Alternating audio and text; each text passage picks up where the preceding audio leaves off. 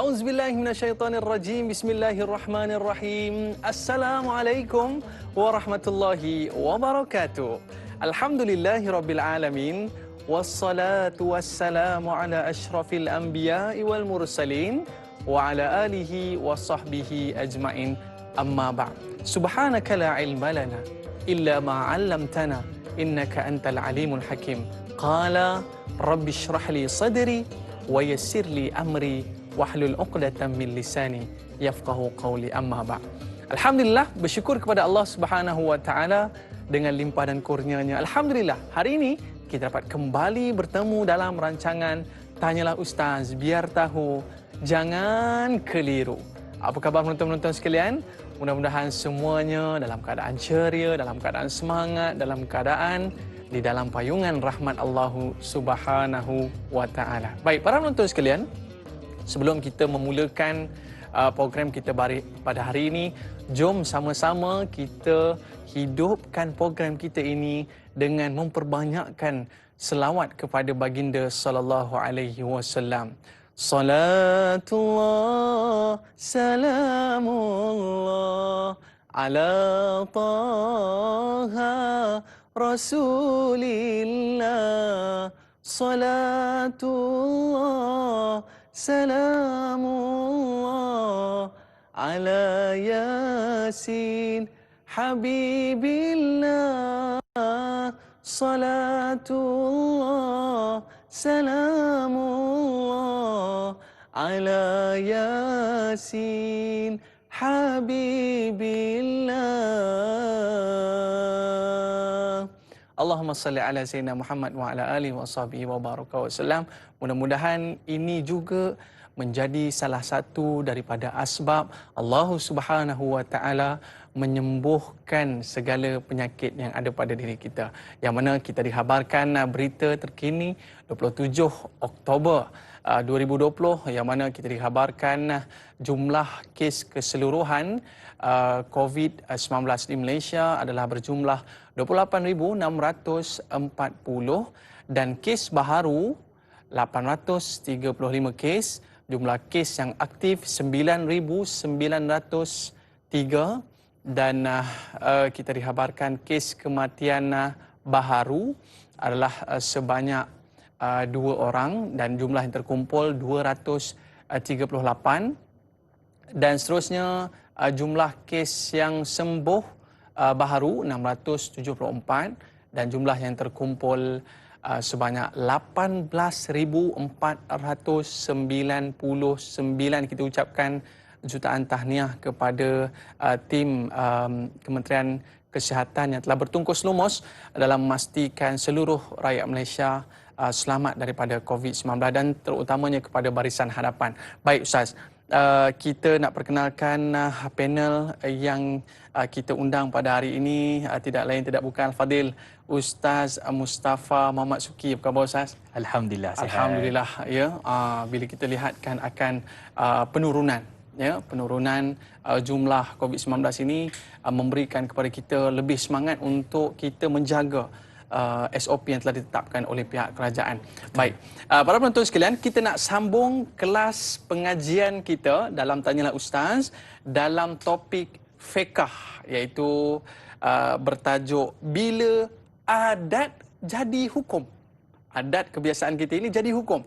Apakah yang akan kita bincangkan kepada para penonton yang ingin bersama dengan Al-Fadil Ustaz, ingin bertanyakan soalan, ada confuse ke kat mana-mana, boleh call kita di talian 1-800-881677 atau terus ke Facebook kita Tanyalah Ustaz TV3. Jangan lupa para penonton tekan butang like dan kongsi agar lebih ramai yang mendapat manfaat dalam pertemuan kita.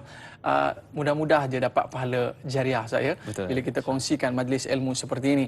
Baik para penonton, sudah pastinya anda semua dah bersedia dengan pen dan nota untuk kita mulakan kelas pada hari ini. Al-Fadil Ustaz, topik kita cukup menarik. Bila mana adat menjadi hukum. Sebagai permulaan mukadimah pertemuan kita pada hari ini, dipersilakan Ustaz. Baik. Assalamualaikum warahmatullahi wabarakatuh. Innal hamdalillah nahmaduhu wa nasta'inuhu wa nastaghfiruh wa na'udzu billahi min shururi anfusina wa min sayyiati a'malina may yahdihillahu fala mudhillalah wa may yudlil fala hadiyalah. Asyhadu an la ilaha illallah wahdahu la syarikalah wa asyhadu anna Muhammadan abduhu wa rasuluh. Allahumma salli wa sallim ala sayyidina Muhammad wa ala alihi wa ashabihi wa man tabi'ahum bi ihsani ila yaumiddin. Amma ba'd. Yang muliakan Dai Aiman, kemudian sidang penonton yang dirahmati Allah Subhanahu wa taala, bagi Selangor, bagi KL, bagi wilayah, ya, hari ini hari pertama untuk 14 hari yang akan datang lagi kita punya PKPB. Jadi mudah-mudahan Allah Subhanahu Wa Taala rahmati kehidupan kita, sentiasa jaga SOP dan ingatkan diri kita dan anak-anak kita mungkin dan ahli keluarga kita supaya berterusan untuk bersama memerangi COVID-19. Ya. Jadi insya-Allah pagi ini kita berbincang tentang satu topik yang agak sedikit pelik kerana adat itu sendiri boleh dijadikan hukum. Tapi ada setengah-setengah adat yang bertentangan dengan syariat. Macam mana tu? Itu insya-Allah nanti kita akan bincangkan panjang lebar insya-Allah. Ya. Baik, jadi bila kita sebut tentang sumber hukum dalam Islam. Jadi sumber hukum dalam Islam ni secara asasnya kita tahu Quran, Sunnah, Ijma', Qiyas. Ya, betul. Kan. Tapi sebenarnya kita ada 12 sumber hukum. Yang mana 12 sumber hukum kita secara Quran, ringkas. Quran, Sunnah kan. Jadi daripada Quran, Sunnah itu dia ada pecahan-pecahannya. Ya. Ada yang mana berbentuk sad zara'i, maksudnya menutup ruang-ruang kesulitan, keburukan, maka tutup awal-awal supaya dia tidak merebak dan sebagainya. Ya. Ada yang berbentuk istishab. Istishab ni maksudnya apa dia? Maksudnya secara ringkas adalah satu perkara yang mana hukum itu kita pakai pada tempat asalnya selagi mana tidak ada bukti lain yang membuktikan sebaliknya. Ada kaedah-kaedah dia. Dan kemudian juga ada contohnya juga antara yang kita nak bincangkan hari ini adalah uruf. Jadi uruf ataupun adat ni sebenarnya sebahagian ulama bincang, adakah uruf itu sama dengan adat, adat sama dengan uruf? Ya. Tapi kita kata ambil pandangan majoriti para ulama, adat dan uruf benda yang sama. Apa maksud dia? Kata Syekh Dr. Abdul Wahab Khalaf, satu ulama besar di Mesir, dalam kitab beliau Ilmu Usul Fiqh, beliau menyatakan satu perbuatan ataupun perkataan manusia yang digunakan secara menyeluruh di satu-satu tempat berdasarkan perbuatan ataupun dia punya perkataan. Itu secara ringkasnya. Maksudnya satu perbuatan perkataan yang digunakan di satu tempat, dia mungkin juga dalam berbentuk jual beli, mungkin juga dalam berbentuk ibadah, mungkin dalam berbentuk majlis-majlis tertentu dan sebagainya. Jadi secara kesimpulannya, seperti mana juga disebut oleh Syekh Dr. Abdul Karim Zaidan, dia adalah satu perbuatan yang mana menyeluruh di kalangan manusia, dilakukan oleh manusia. Dan juga kata Syekh, kata Imam, satu orang ulama besar juga, Imam Al-Ghazali rahimahullah, dalam kitab beliau Al-Mustasfa, dia bermaksud satu benda yang daripada sudut logik akal dan kemudian dia adalah fitrah yang murni. Fitrah yang murni ni maksudnya kembali semula kepada rujukan pada Quran dan Sunnah. Jadi ceritanya uruf ataupun adat ni dia satu perbuatan, satu percakapan dalam masyarakat setempat, akan tetapi rujuk panduannya adalah kembali kepada Quran dengan Sunnah Nabi sallallahu alaihi wasallam. Jadi kita nak bawa contoh-contoh yang lebih mudahlah. Sebagai contoh kita kata bayar zakat. Bayar zakat ni kenapa setiap negeri berbeza? Contohnya betul zakat fitrah kan. Yang ni RM6.5, yang ni RM7, yang ni RM7 lebih sikit. Kenapa? Begitu juga contohnya zakat berkaitan dengan perhiasan. Ada negeri 800 gram baru boleh keluarkan zakat. Ada negeri 600 gram. Jadi sebenarnya penetapan ini berdasarkan apa? Jadi penetapan ini berdasarkan uruf dan juga keadaan setempat. Maka dengan sebab pengamalan itu, dia boleh diangkat menjadi hukum daripada sudut perbincangan di kalangan para ulama. Itu dia punya kaedah, kaedah asas dalam perbincangan. Dan kita sebut, ada tak dalil-dalil pada Quran dan Sunnah? Ada. Seperti mana Allah sebut daripada surah Al-Baqarah pada ayat 233, Allah Subhanahu Wa Taala menyatakan kepada kita, wa 'alal mauludi lahu rizquhunna wa kiswatuhunna bil ma'ruf, bil ma'ruf, yang bermaksud dan kamu memberi nafkah, iaitulah pada suami, kepada siapa? Kepada anak kamu ataupun isteri kamu dengan cara yang ma'ruf. Okey, nafkah ni kalau da'i lah, berapa agaknya boleh bagi? Kita bagi itu sebanyak mungkin. Sebanyak mungkin. Okey. Jadi sebanyak mungkin tu sebenarnya berapa? Kadarnya. Okey, kemudian itu satu nafkah, kemudian belanja pula lah. Jadi belanja ni ada orang bagi mungkin kepada isteri ataupun anak dia mungkin 500. Ada orang mungkin bagi 200. Yang itu berdasarkan uruf kemampuan bagi satu orang untuk memberikan nafkah. Itu dia punya kaedah. Dan dalam hadis Nabi sallallahu alaihi wasallam, dalam hadis riwayat Hindun binti Utbah, satu sahabiah Nabi sallallahu alaihi wasallam, ketika mana suami beliau namanya Abu Sufyan, dia rajulun syahih, lelaki yang kedekut sikit. Kedekut. Kemudian dia pun mengadu pada Nabi, ya Rasulullah, suami aku ni kedekut dan sebagainya, macam mana nak buat? boleh tak aku ambil harta dia untuk aku beli-beli makanan ke apa semua, Ya, boleh tanpa ataupun izin. tak? Tanpa izin. Ya. Kata Nabi SAW, khudhi ma yakfiki wa waladaki bil ma'ruf. Ambil apa yang cukup untuk kamu dan juga anak kamu secara uruf adatnya. Jangan ambil terus lah, Ustaz, jangan ya. ambil terus semua. Maksudnya adat di sini ialah apa, sekadar cukup untuk kita makan, untuk anak kita, jangan pergi beli beg pula ke benda-benda yang mana bukan termasuk dalam makanan, dalam minuman yang kepentingan. Maka pada waktu itu diharuskan daripada sudut syarak. Ya. Jadi daripada dalil ni semua kita akan nampak bahawa dalam hadis juga, dalam asar riwayat daripada Abdullah bin Mas'ud, iaitu perkataan sahabat, man ra'ahu muslimuna hasanan fahuwa indallahi hasan. Apa yang dilihat oleh seorang muslim itu baik, maka di sisi Allah dia adalah satu perkara yang baik. Maksudnya baik ini berdasarkan syarak lah, berdasarkan apa yang disebutkan oleh Quran dan sunnah Nabi sallallahu alaihi wasallam. Dan secara ringkasnya, apakah dia punya kaedah untuk kita jadikan uruf tu sebagai hukum? Dia mesti ada kaedah dia. Mesti ada cara dia. Baik, yang pertama sekali, tidak bertentangan dengan syarak.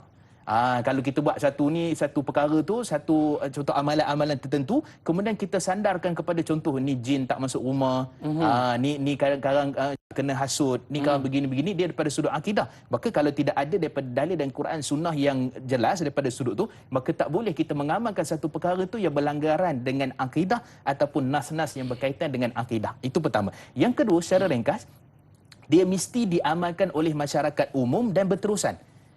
Contoh kalau di kampung kita je buat, tak jadi tu. Contoh Selangor buat, yang tu baru okey. Contohnya satu Malaysia buat macam tu. Dia daripada sudut asalnya, pertama tadi tak berlanggar dengan hukum syarak, tapi dilakukan oleh semua orang. Itulah dia punya syarat yang kedua. Maksudnya berterusan dilakukan. Maka yang tu baru dipanggil syarat yang kedua. Dan syarat yang ketiga, tidak ada perkara yang boleh membatalkannya ataupun kita kata perkara yang merosakkannya. Contoh gini, Da'i. Katalah kita pergi kedai. Kita pergi kedai, secara urufnya ada orang dia beli secara ansuran. Ada orang beli secara cash. Katalah telefon contoh. Dia suka telefon apa-apa kan. Hari ni macam-macam jenama-jenama baru kan. Jadi kata contohnya gini. Boleh beli cash, boleh beli secara ansuran. Okey. Jadi kalau kita contohnya kita nak beli secara ansuran, tiba-tiba kita rasa tak payahlah kot, kita beli cash lah. Jadi yang ansuran tadi tu dibatalkan. Jadi uruf secara jual beli ansuran itu tidak berlaku, tak boleh dah. Dia kena bayar cash. Ataupun contoh uruf dia tak nak bayar cash, dia nak bayar secara ansuran. Maka urufnya dipakai secara ansuran, adatnya bayar secara ansuran. Maka dia tidak membatalkan, maka pada waktu itu baru lengkap secara ringkasnya macam mana kita nak berinteraksi dengan adat setempat, kemudian baru boleh diangkat dijadikan sebagai hukum di dalam Islam. Itu kaedah asal dan umumnya. Ya, maknanya kalau kita beli minta nasi ayam dekat kedai nasi ayam, makcik, saya nak beli nasi ayam makcik. Nanti makcik tu bawa nasi putih dengan ayam. Pada tak jadi macam tu lah kan. Macam tu. Macam secara uruf je, ada sup, nasi kuning dan sebagainya. Ini uruf, Ustaz. Baik. Cukup menarik, Ustaz. Kita dah ada soalan mungkin bertanya-tanya. Sekarang ni baru faham sebenarnya nak cerita apa ni. Kita bersama dengan Nurul Huda Tajuddin. Assalamualaikum Ustaz dan Da'i. Apakah maksud adat wajib, adat mustahil dan adat mungkin? Adakah hukum adat ini juga berlandaskan kepada Al-Quran, hadis dan akal manusia? Mohon huraian dan pandangan dari Ustaz. Terima kasih. Soalan dia bagus betul sebagai pembuka gelanggang kita pada hari ini, Ustaz. Sebab apa? Yalah, kan ada disebutkan apa, kita berpegang pada Al-Quran dan As-Sunnah tidak akan sesat sampai bila-bila. Jadi mungkin ini satu soalan yang cukup menarik boleh kita bincangkan pada permulaan perbincangan kita. Silakan, Ustaz. Baik, bismillah wassalatu wassalamu ala Rasulillah. Kita kena tahu bahawa dalam Islam ini dia asalnya Quran Sunnah. Jadi daripada Quran Sunnah itu maka timbullah perbincangan ataupun pengeluaran kaedah-kaedah hukum daripada ulama mujtahid, ulama-ulama yang mengeluarkan hukum. Jadi mereka membuat kesimpulan bahawa Quran Sunnah, ijma' qiyas itu sumber utama. Dipanggil sumber yang utama. Kemudian juga selain daripada itu, contohnya uruf ataupun adat yang kita bincangkan pada hari ini, dia adalah sumber yang kedua. Jadi tidak boleh tidak, dia mesti bersandar semula kepada apa yang ada dalam Quran dengan Sunnah. Dia pecahan dia. Dia tak boleh berdiri dengan sendiri. Dia mesti ada sandaran pada Quran dan Sunnah. Jadi bila kita kaitkan adakah dia termasuk akal dan sebagainya, maka secara umumnya Islam tidaklah melarang manusia menggunakan akal. Kerana kebanyakan perkara-perkara dalam fiqah, ijtihad para alim ulama ini adalah berdasarkan akal yang dirujuk berpandukan wahyu. Maksudnya daripada Quran dan sunnah Nabi SAW. Jadi kalau kita nak katakan bahawa dia adalah akal semata-mata, jawapannya tidak. Kerana dia ada unsur-unsur yang mesti disandarkan kepada wahyu, dan seperti mana yang kita sebutkan tadi tentang dalil pada Quran dan sunnah Nabi SAW memang menyatakan bahawa adanya sumber ataupun sandaran bahawa adat dan hukum itu datangnya daripada Quran dan sunnah Nabi SAW. Itu secara ringkas yang pertama. Yang kedua tadi bincang tentang adat wajib, adat mustahil ataupun adat mungkin. Yang ni sebenarnya dia ada perbincangan dalam kitab-kitab akidah. Dalam kitab-kitab akidah, apa itu yang dipanggil sebagai adat wajib? Wajib ni maksudnya dia mesti berlaku. Mesti berlaku secara wajibnya lah adatnya. Yang kedua, mustahil ni kita kata dia mustahil untuk berlaku. Kan. Kemudian yang ketiga adalah contohnya adalah mungkin. Mungkin ni dia kemungkinan berlaku, kemungkinan tidak. Jadi kita ringkaskan secara umumnya, kalau dipanggil sebagai adat wajib, katanya contoh begini. Kalau kita ni sampai umur baligh pada perkara tertentu dan kemudian selepas tu secara urufnya manusia akan mati. Maka wajiblah. Itu secara mudahlah kita nak bagi faham. Kan? Ataupun kita kata secara umumnya, bila satu orang melakukan jual beli, maka wajib satu orang ni dapat duit, satu orang ni dapat barang dia. Tiba-tiba dia kata saya jual beli tapi barang tak dapat, duit tak bagi, itu bukan jual beli. Jadi dia punya kaedahnya mesti seorang tu dapat duit, seorang tu dapat barang. Itu wajibnya daripada sudut perbahasan perbincangannya. Baik. Kemudian yang dipanggil sebagai mustahil, mustahil benda ni berlaku. Contoh, satu orang akan hidup contohnya kita kata 2000 tahun. Mustahil lah. Kan satu orang ni kita kata bila mana dia melahirkan anak, kemudian pada waktu itu dia kewajipan dia mesti membagi nafkah kepada anak. Mustahil dia tak bagi. Maksudnya tidak dibenarkan untuk dia tu hanya melengah-lengahkan nafkah dan dia tidak bagi. Jadi ini antara dia punya kaedah lah. Kemudian juga mungkin ni ya ataupun tak. Contoh, dengar bunyi guruh ni, mungkin hujan ke tak hujan? Jadi secara adatnya kalau dengar guruh, adakah dia akan hujan? Hujan. Tapi ada tak dia tak hujan? Boleh jadi. Boleh jadi. Maka sebab tu dia mungkin jadi, mungkin tak jadi. Jadi secara umum kita kata, walaupun ini adalah perbahasan daripada sudut akidah, akan tetapi contoh-contoh yang saya bawa tadi sudah cukup membincangkan kita bahawa adat ini ada kadang-kadangnya benda tu wajib, maksudnya berlaku, kemudian ada kadang-kadang tu mustahil untuk berlaku, dan ada kadang-kadangnya dia ada mungkin ataupun tidak untuk berlaku daripada sudut praktikal pada hari ini. Yang kisah seorang Nabi itu dia lahir-lahir dia boleh bercakap, Ustaz. Secara adatnya mustahil, Ustaz. Secara adatnya mustahil. Ini yang kita belajar pada hari ini. Baik, Ustaz. Mungkin kita boleh perincikan lebih mendalam kepada adat muamalat, Ustaz. Ini seronok ni. Sebab dalam muamalat kita, dalam jual beli kita, dalam transaksi kita ni, terlampau banyak perkara-perkara yang mengikuti adat. Betul. Jadi Ustaz, kita ada bersama dengan sahabat kita di Facebook bersama dengan Muhammad Izzuddin. Assalamualaikum Ustaz Mustafa, Dai Aiman, kru-kru TV3 dan TV9 yang bertugas. Soalan saya, benarkah sesuatu hukum itu boleh berubah mengikut perubahan tempat dan masa? Boleh berubah. Pergi kat sini lain pula. Di sini lain pula, ya. Mohon pencerahan Ustaz, Pasir Mas, Kelantan. Terima kasih Muhammad Izzuddin. Soalan yang cukup menarik, Ustaz. Apa pandangan Ustaz? Baik, bismillah wassalatu wassalamu ala rasulillah. Satu soalan yang sangat baik, kerana dia sangat berkait rapat dengan apa yang kita bincangkan pada hari ini. Sebab tu dalam kaedah fiqh menyebut la yunkar, tidak diingkari, iaitu taghayyur azman wal amkinah bi taghayyur fatwa atau hukum bi taghayyur azman wa amkinah. Yang bermaksud tidak diingkar, maksudnya akan berlaku, iaitu pertukaran daripada sudut hukum tertentu ataupun perbezaan daripada sudut fatwa tertentu berdasarkan keadaan dan masa. Maksud keadaan dan masa setempat tu kadang-kadang boleh memberi kesan kepada fatwa. Kita bawa contoh gini. Katalah kita kata tentang jamak dan qasar. Kita bawa contoh mudah kan. Jamak qasar ni kita nak daripada sudut urufnya, daripada sudut adatnya, berapa lama senggang masa antara solat pertama dengan solat kedua. Katalah contohnya asar dengan zuhur. So lepas zuhur, katalah kita buat takdim kan. Jadi lepas zuhur tu berapa lama tempoh yang kita boleh senggang masa tu baru kita mendirikan solat asar pula dah. Kalau ikut yang kita belajar ni kena terus lah. Kena terus kan. Tapi sebenarnya adakah langsung tak boleh bercakap? Contoh kalau dia lepas salam assalamualaikum warahmatullahi wabarakatuh terkentut batal. Contoh, adakah dia kena ulang balik solat zuhur ataupun bagaimana? Baik, di sini para ulama berbincang maksud senggang masa antara nak mendirikan dua solat jamak qasar itu zuhur dengan asar tu berdasarkan keadaan tempat. Uruf dia. Ya. Uruf dan tempat. Jadi kalau tempat dan uruf tu biasa lepas orang buat tu terus orang bangun bagi, macam itulah keadaan dia. Ataupun saya bawa contoh yang lebih mudah, kita berwuduk. Jadi dalam wuduk ni ada dipanggil sebagai mualah, berturut-turut dalam berwuduk.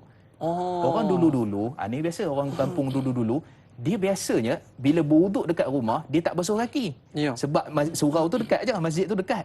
Jadi kebetulan pula hari hujan, dia pun berjalan tu maksud tak basuh kaki tu. Sampai dekat masjid baru dia basuh kaki dan niat terus basuh kaki wuduk yang dekat rumah tadi. Boleh ke tak? Baik, ini para ulama bincang, maksudnya senggam masa dan waktu perbincangan itu adalah selagi mana belum kering air wuduknya, maka pada waktu sah wuduknya kalau dia basuh kaki lah tu. Maksudnya perbincangan kita ni melihat kepada uruf dan keadaan setempat, dan akhirnya dengan sebab itu bertukarnya fatwa dan pandangan para ulama, mungkin juga dalam keadaan-keadaan yang darurat seperti mana kita lalui pada hari ini. Tu rumah kena tepi surau. Rumah kena tepi surau lah kan. Jadi maksudnya situ kita perbincang. Contoh gini juga. Ada orang kadang-kadang dia masuk dalam tandas, dia ambil wuduk, muka, tangan semua dekat sinki. Lepas tu kaki dia tak sampai nak atas sinki tu. Boleh ke Ustaz? Lepas tu dia pergi dalam tandas, dia buka paip, kemudian dia digunakan air yang ada dalam paip kat tandas tu. Ini kita selalu buat ni. Kan? Boleh tak? Jawapannya diharuskan. Ini dalam mazhab Syafi'i dan perbincangan di kalangan para ulama dibenarkan kerana dengan syarat, pertama dia tak tergentuk lah waktu dia nak pergi tu. Yang kedua adalah wuduk tu masih belum sempat kering. Jadi kalau ada air lagi apa semua ni, maka ia diharuskan. Maksudnya keadaan, tempat, masa memang memberi kesan kepada fatwa dalam bab-bab tertentu, dalam ibadat, dalam muamalat dan sebagainya, dia beri kesan hukum dalam agama kita. Banyak benda yang kita tak tahu ni para penonton. Saya ucapkan tahniah sebab anda bersama dengan Tanyalah Ustaz. Kita menimba ilmu dan banyak perkara yang akan kita dapat lagi selepas ini. Tunggu seketika, kita berehat seketika.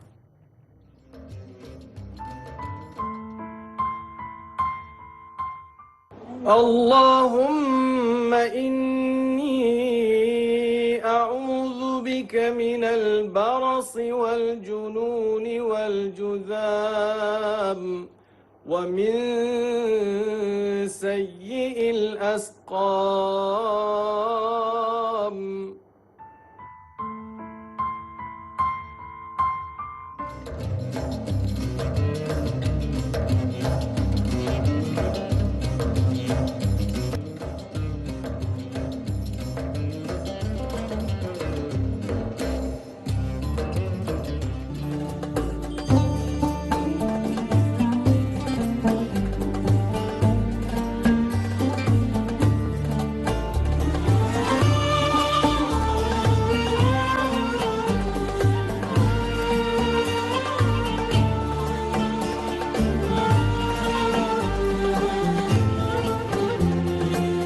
Alhamdulillah, kembali dalam Tanyalah Ustaz, biar tahu jangan keliru. Baru saya tahu Ustaz.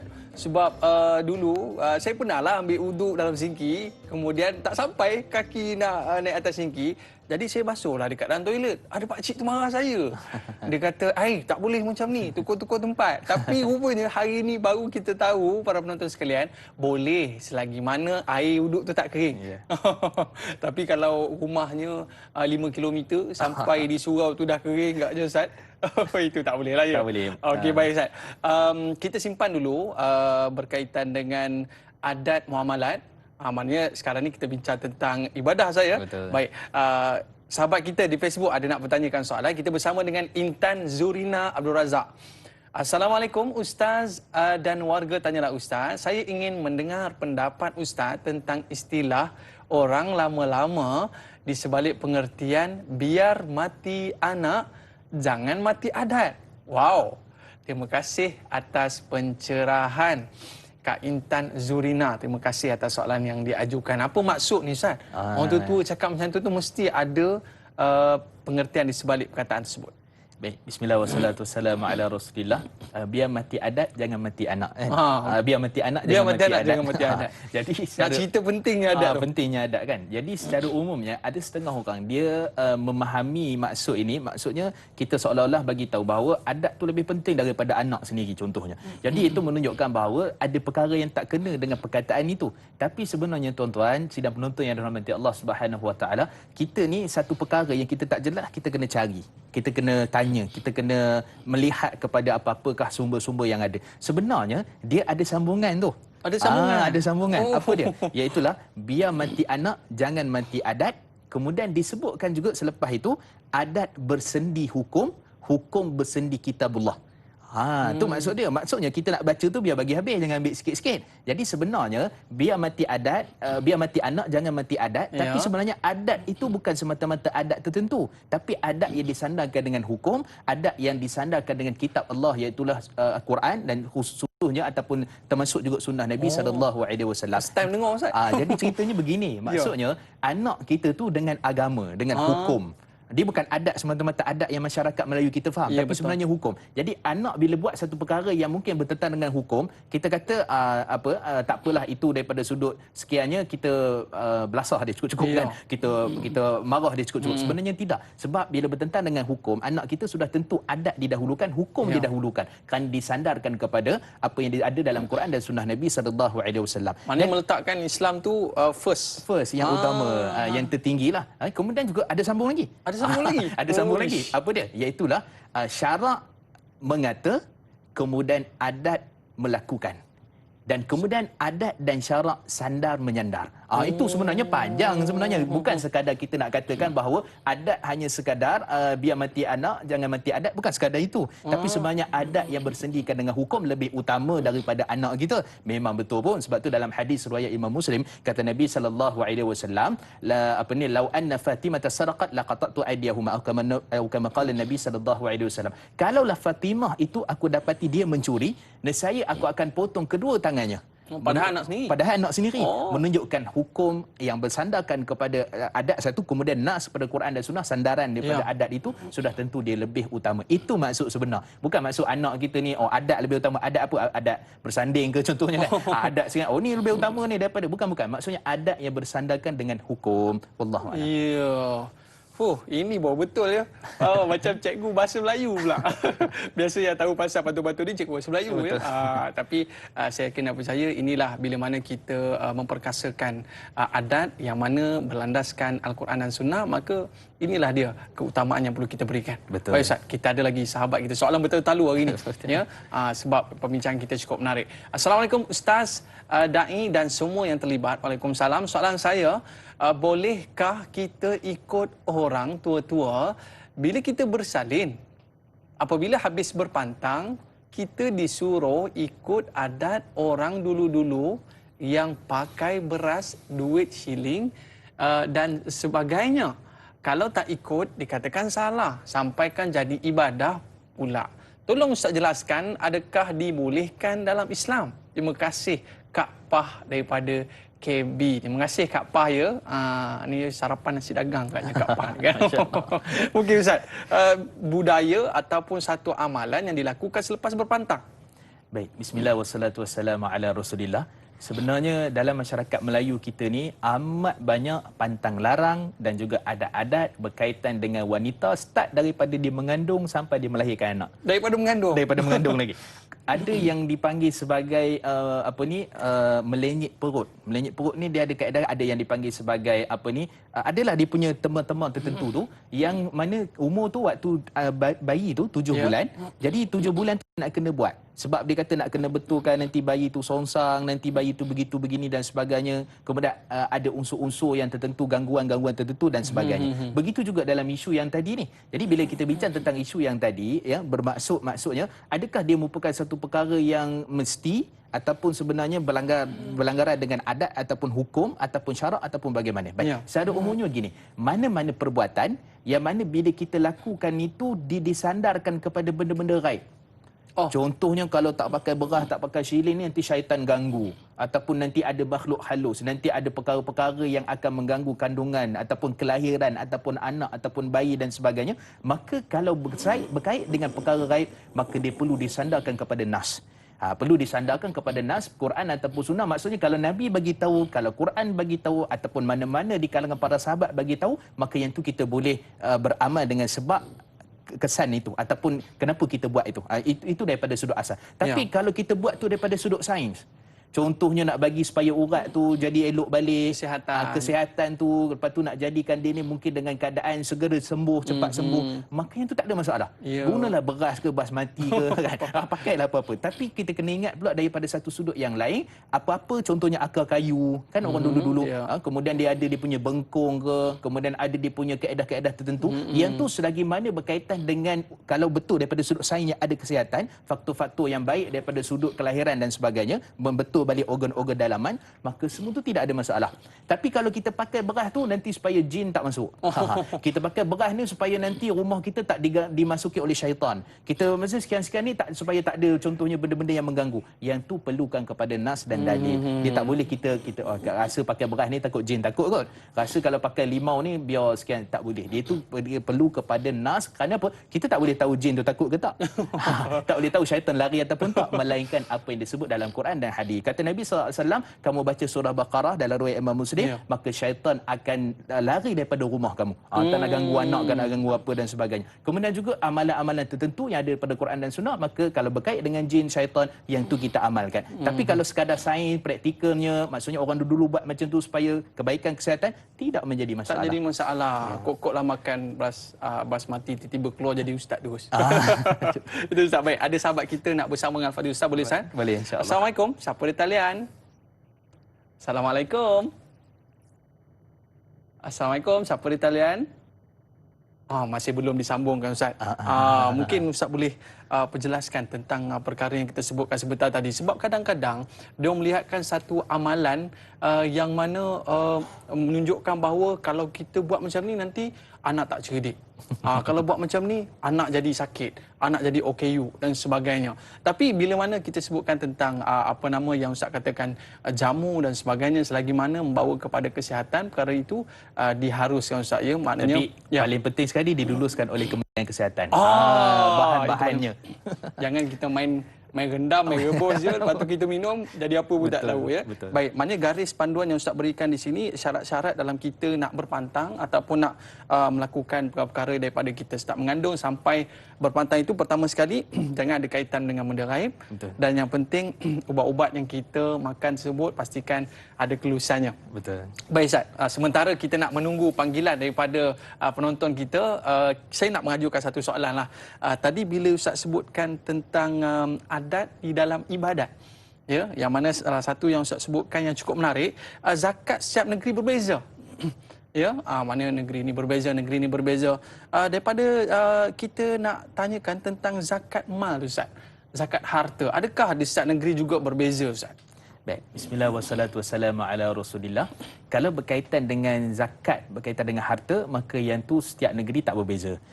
Daripada sudut asasnya, kita kata contohnya 85 gram emas.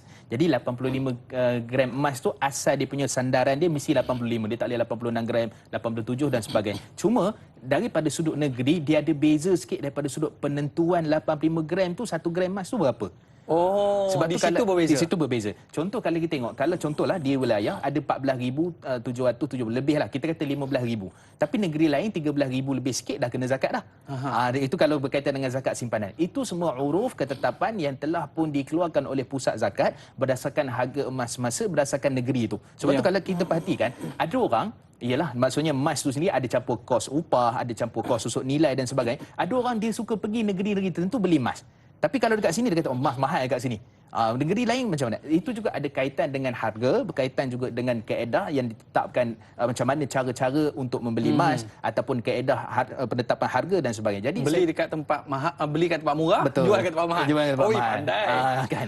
Jadi ada tengok juga nilai emas, apa tu dia punya bahan-bahan dan sebagainya. Jadi secara umumnya kita boleh sebutkan asal 85 gram tu standard. Maksud diletakkan oleh semua negeri. Cuma berapa nilai 85 gram tu, dia yang tu ada beza pada setiap negeri dan dia diputuskan oleh siapa. Tu penting tau. Maksudnya kita nak tahu siapa yang putuskan ni. Adat jadikan hukum ni siapa yang putus. Maksudnya adalah ulil amri, pemerintah khusus. Kalau kita kata badan fatwa lah. Kalau kita ni badan fatwa lah. Badan fatwa lah. Kalau kata contoh fatwa negeri. Maka berdasarkan fatwa negeri itu, uruf contohnya pengeluaran zakat sekian-sekian bagi harta adalah 13,400 contohnya. Tapi bagi negeri wilayah persekutuan adalah 14,000 begini-begini dan sebagainya. Jadi itu semua berdasarkan penetapan hukum uli amri, berdasarkan harga beras kalau zakat fitrah. Kan kalau kemudian juga daripada sudut negeri, kenapa setengah-setengah? Ni benda yang kita kena betulkan ni, Ya, sebab kena betulkan. masih lagi dalam masyarakat kita kalau pakai emas tak payah keluarkan zakat. Okey. Tapi kalau kita tak pakai, kemudian baru kita keluarkan zakat kalau kita simpan. Lebih pada 8 gram. Ini sebenarnya tak Jadi terpakai lah. biasa kita dengar Biasa lah. kita dengar. Sebenarnya tak terpakai dah. Yang dipakai adalah apa yang telah ditetapkan oleh pusat zakat. Contoh, kalau di Selangor ataupun tempat tertentu 800 gram. Pakai ke tak pakai, cukup 800 gram kena keluar zakat. Tak kira lah sampai ke lengan Tak pun kira dia sampai pakai. kelihatan apa semua kan. Jadi okey. kenapa jadi macam tu? Di sini ceritanya adalah berdasarkan uruf keadaan setempat untuk menetapkan 600 gram ke 800 gram dan sebagainya. Kenapa 600 gram? Supaya bila orang pakai 600 gram 800 gram ni maksudnya banyaklah dia. Kan kaya lah tu. RM1 sebelah bahu, Ustaz. RM1 sebelah sampai sekilo contohnya. Itu memang kena keluarkan zakat lah walaupun di perhiasan. Jadi itu ketetapan pusat zakat berdasarkan uruf keadaan setempat dalam menentukan berapa jumlah gram emas baru dia boleh keluar zakat, khususnya zakat berkaitan dengan yang dipanggil sebagai perhiasan. Ya, kita dah dapat dah pemanggil di talian. Assalamualaikum. Siapa di talian? Assalamualaikum. Okey, tak apa. Dia masih kita tunggu dulu, Ustaz. Baik. InsyaAllah dia tengah bersedia. Soalan dia mesti berat ni. Tu belum masuk lagi. Baik, Ustaz. Tadi Ustaz sebut tentang emas. Orang dulu ni dia ni menggunakan jual beli dengan emas. Ya, tapi masalahnya Ustaz, zaman sekarang ni kita jual beli dengan duit. Kita jual beli dengan duit. Adakah perkara ini berdasarkan urus? Sebab berlainan negeri, berlainan nilai duitnya. Betul. Mungkin ada sedikit daripada Ustaz. Baik, bismillah wassalatu wassalamu ala Rasulillah. Pertama, Badan Fatwa Majma' Fiqh Islami, Ketua Kesatuan Fiqh Sedunia dan juga fatwa-fatwa OIC dan juga fatwa-fatwa di Malaysia dan juga fatwa di antarabangsa luar negara menyatakan bahawa duit kertas itu berdasarkan uruf keadaan setempat ia digunakan. Maksudnya betul. Duit kertas itu berdasarkan keadaan setempat. Kalau kita guna ringgit, ringgit lah. Jadi keluar zakat kita dengan ringgit lah. Kalau kita di tempat-tempat yang lain, maka keadaan tertentu keluarkan zakat dengan duit-duit yang tertentu yang telah pun ditetapkan mata wang negara itu. Jadi sebenarnya, kata Imam Malik rahimahullah, kalau kulit kambing dijadikan sebagai mata wang, maka dengan sebab itu dia mengikuti hukum-hukum yang ada pada emas dan perak. Maksudnya kalau kita nak buat pertukaran, dia ada hukum dia. Kalau kita nak buat, contohnya kita kata apa, nak buat jual beli, ada hukum-hukum tertentu. Jadi semua itu berdasarkan uruf dan keadaan setempat. Jadi uruf di Malaysia dan juga uruf dekat dunia menggunakan duit sebagai mata wang kita, bukan emas dan perak. Tetapi digunakan duit-duit kertas ke, Tapi duit shilling guideline ke. dia adalah emas dan perak Emas tadi. dan perak. Contoh, berapa nisab zakat? Mesti ikut emas dan perak. Okey. Berapa ada tak kait dengan riba contohnya? So riba dalam duit kertas sama macam riba berkaitan emas dan perak. Okey, contohnya lagi kita kata berkaitan dengan jual beli, kita nak gunakan pertukaran, dia punya syarat dia on the spot apa semua tu ataupun mesti secara terus pertukaran. Contoh ginilah, kita pergi money changer. Kita nak pergi contohnya, ni tak boleh keluar negeri lah. Kata-katalah boleh keluar negeri, kita nak pergi umrah insya-Allah. Mudah-mudahan Allah mudahkan. Jadi nak tukar dia, mesti ada syarat dia. Macam mana kita tukar emas, ada juga syarat pada pertukaran berkaitan dengan mata wang. Contoh ringgit nak tukar pada rial. Apa syarat dia? Pertama on the spot lah. Tak boleh tangguh lah. Tak boleh tangguh. Bagi duit dulu, Bagi kemudian duit dulu, baru bagi kemudian rial. tak boleh. Contoh, ni dai. Contohlah kawan saya. Contohnya money changer tu kawan saya. Ni ambil 5,000 ni kau kira dululah. Bulan depan aku ambil. Bulan depan balik. Mentang-mentang kawan kan. Ataupun pergi minum kejap. Ya. Yang tu boleh jadi riba. Sebab dia uruf adat, walaupun dia duit kertas, tapi daripada sudut uruf ataupun adatnya dia terikat dengan apa yang ada pada hukum emas dan perak. Itu Ini kaedah. kadang-kadang kita tak tahu saya. Biar tahu, jangan keliru. Kita berehat seketika. Kembali selepas ini, para penonton terus setia bersama dengan kita. Banyak lagi persoalan yang akan kita rungkai selepas ini. Kita berehat seketika, tanyalah Ustaz, biar tahu, jangan keliru.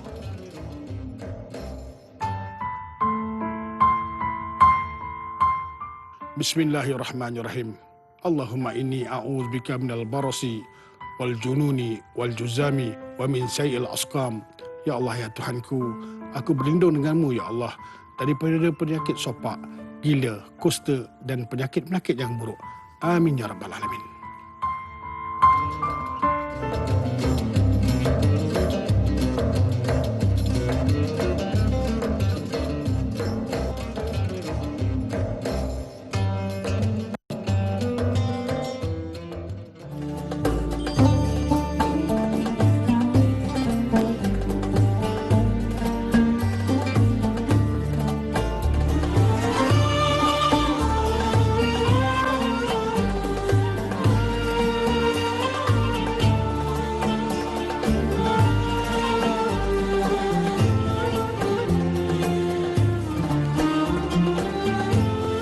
Allahumma ya muqallibal qulub thabbit qalbi ala dinik wa ala ta'atik. Mudah-mudahan Allah SWT menetapkan hati kita saat kita duduk dalam majlis ilmu ini dan Allah memberikan kita husnul khatimah. Tak gitu saya? Amin. Alhamdulillah, amin amin ya rabbal alamin. Baik Ustaz, kita ada satu soalan yang cukup menarik lah Ustaz.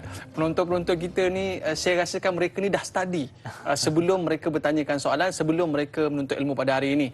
Kita bersama dengan Fazli Putra Talib. Assalamualaikum warahmatullahi wabarakatuh. Waalaikumsalam. Lafaz akad dalam urusan jual beli sesama Islam itu wajib atau hanya sekadar adat?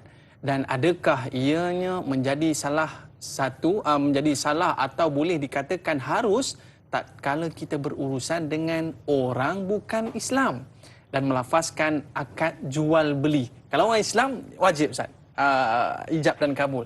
Tapi orang bukan Islam macam mana pula nak ijab kabul tu Ustaz? Itu dia. Silakan. Baik, bismillah wassalatu wassalamu ala rasulillah. Satu persoalan yang baik. Tadi kita sebut muamalat. Ni dah cenderung kepada persoalan yang berkaitan dengan muamalat kan. Baik, jadi bila kita sebut tentang lafaz ijab dan qabul, adakah wajib? Dalam mazhab Syafi'i sepakat, dalam mazhab Syafi'i disebutkan dalam banyak kitab Majmu' Syarah Muhadzab dan sebagainya oleh Imam Nawawi menyatakan wajib untuk dilafazkan. Maksudnya saya beli, saya jual. Siapa yang lafaz dulu tak ada masalah. Katalah Da'i Aiman penjual, saya pembeli. Da'i Aiman dulu kata saya jual, saya jual aja. Saya beli. Okay. Ataupun saya sebut saya beli ya. Oh, saya jual. Saya jual. Itu tak ada masalah. Tapi jangan penjual kata saya beli. Pembeli kata saya jual. Itu tak boleh. Itu lafaz tu tidak sah. Okay. Itu lafaz daripada sudut kita melakukan jual beli. Jadi lafaz jual beli ni di sisi para ulama mereka bincang. Hari ni tak ada, susah nak jumpa orang lafaz jual beli ni. Da'i Aiman bila last pergi shopping, beli barang-barang dapur. Baru lagi Ustaz. Baru lagi. Gitu kan. Jadi ada tak pergi dekat cashier tu saya beli satu-satu barang kita cakap. Barang, kan? Saya beli. Ataupun kita kata sebutnya contoh dah nak bayar tu sebut saya beli saya jual. Tak payah orang nak praktikal pada hari ni. Asalnya dalam mazhab Syafi'i wajib kita sebut tu. Maksudnya untuk bagi terang, bagi jelas kita melakukan jual beli kena sebutlah saya beli saya jual. Tapi kalau kita tak sebut maka di sisi para ulama menyebutkan ada 3 cara lagi. Pertama dengan mu'atah. Mu'atah ni apa dia? Jual beli yang tak ada ijab dan qabul. Dan jual beli tu kadang-kadang bukan dengan orang pun, dengan mesin. Bayar kat autopay.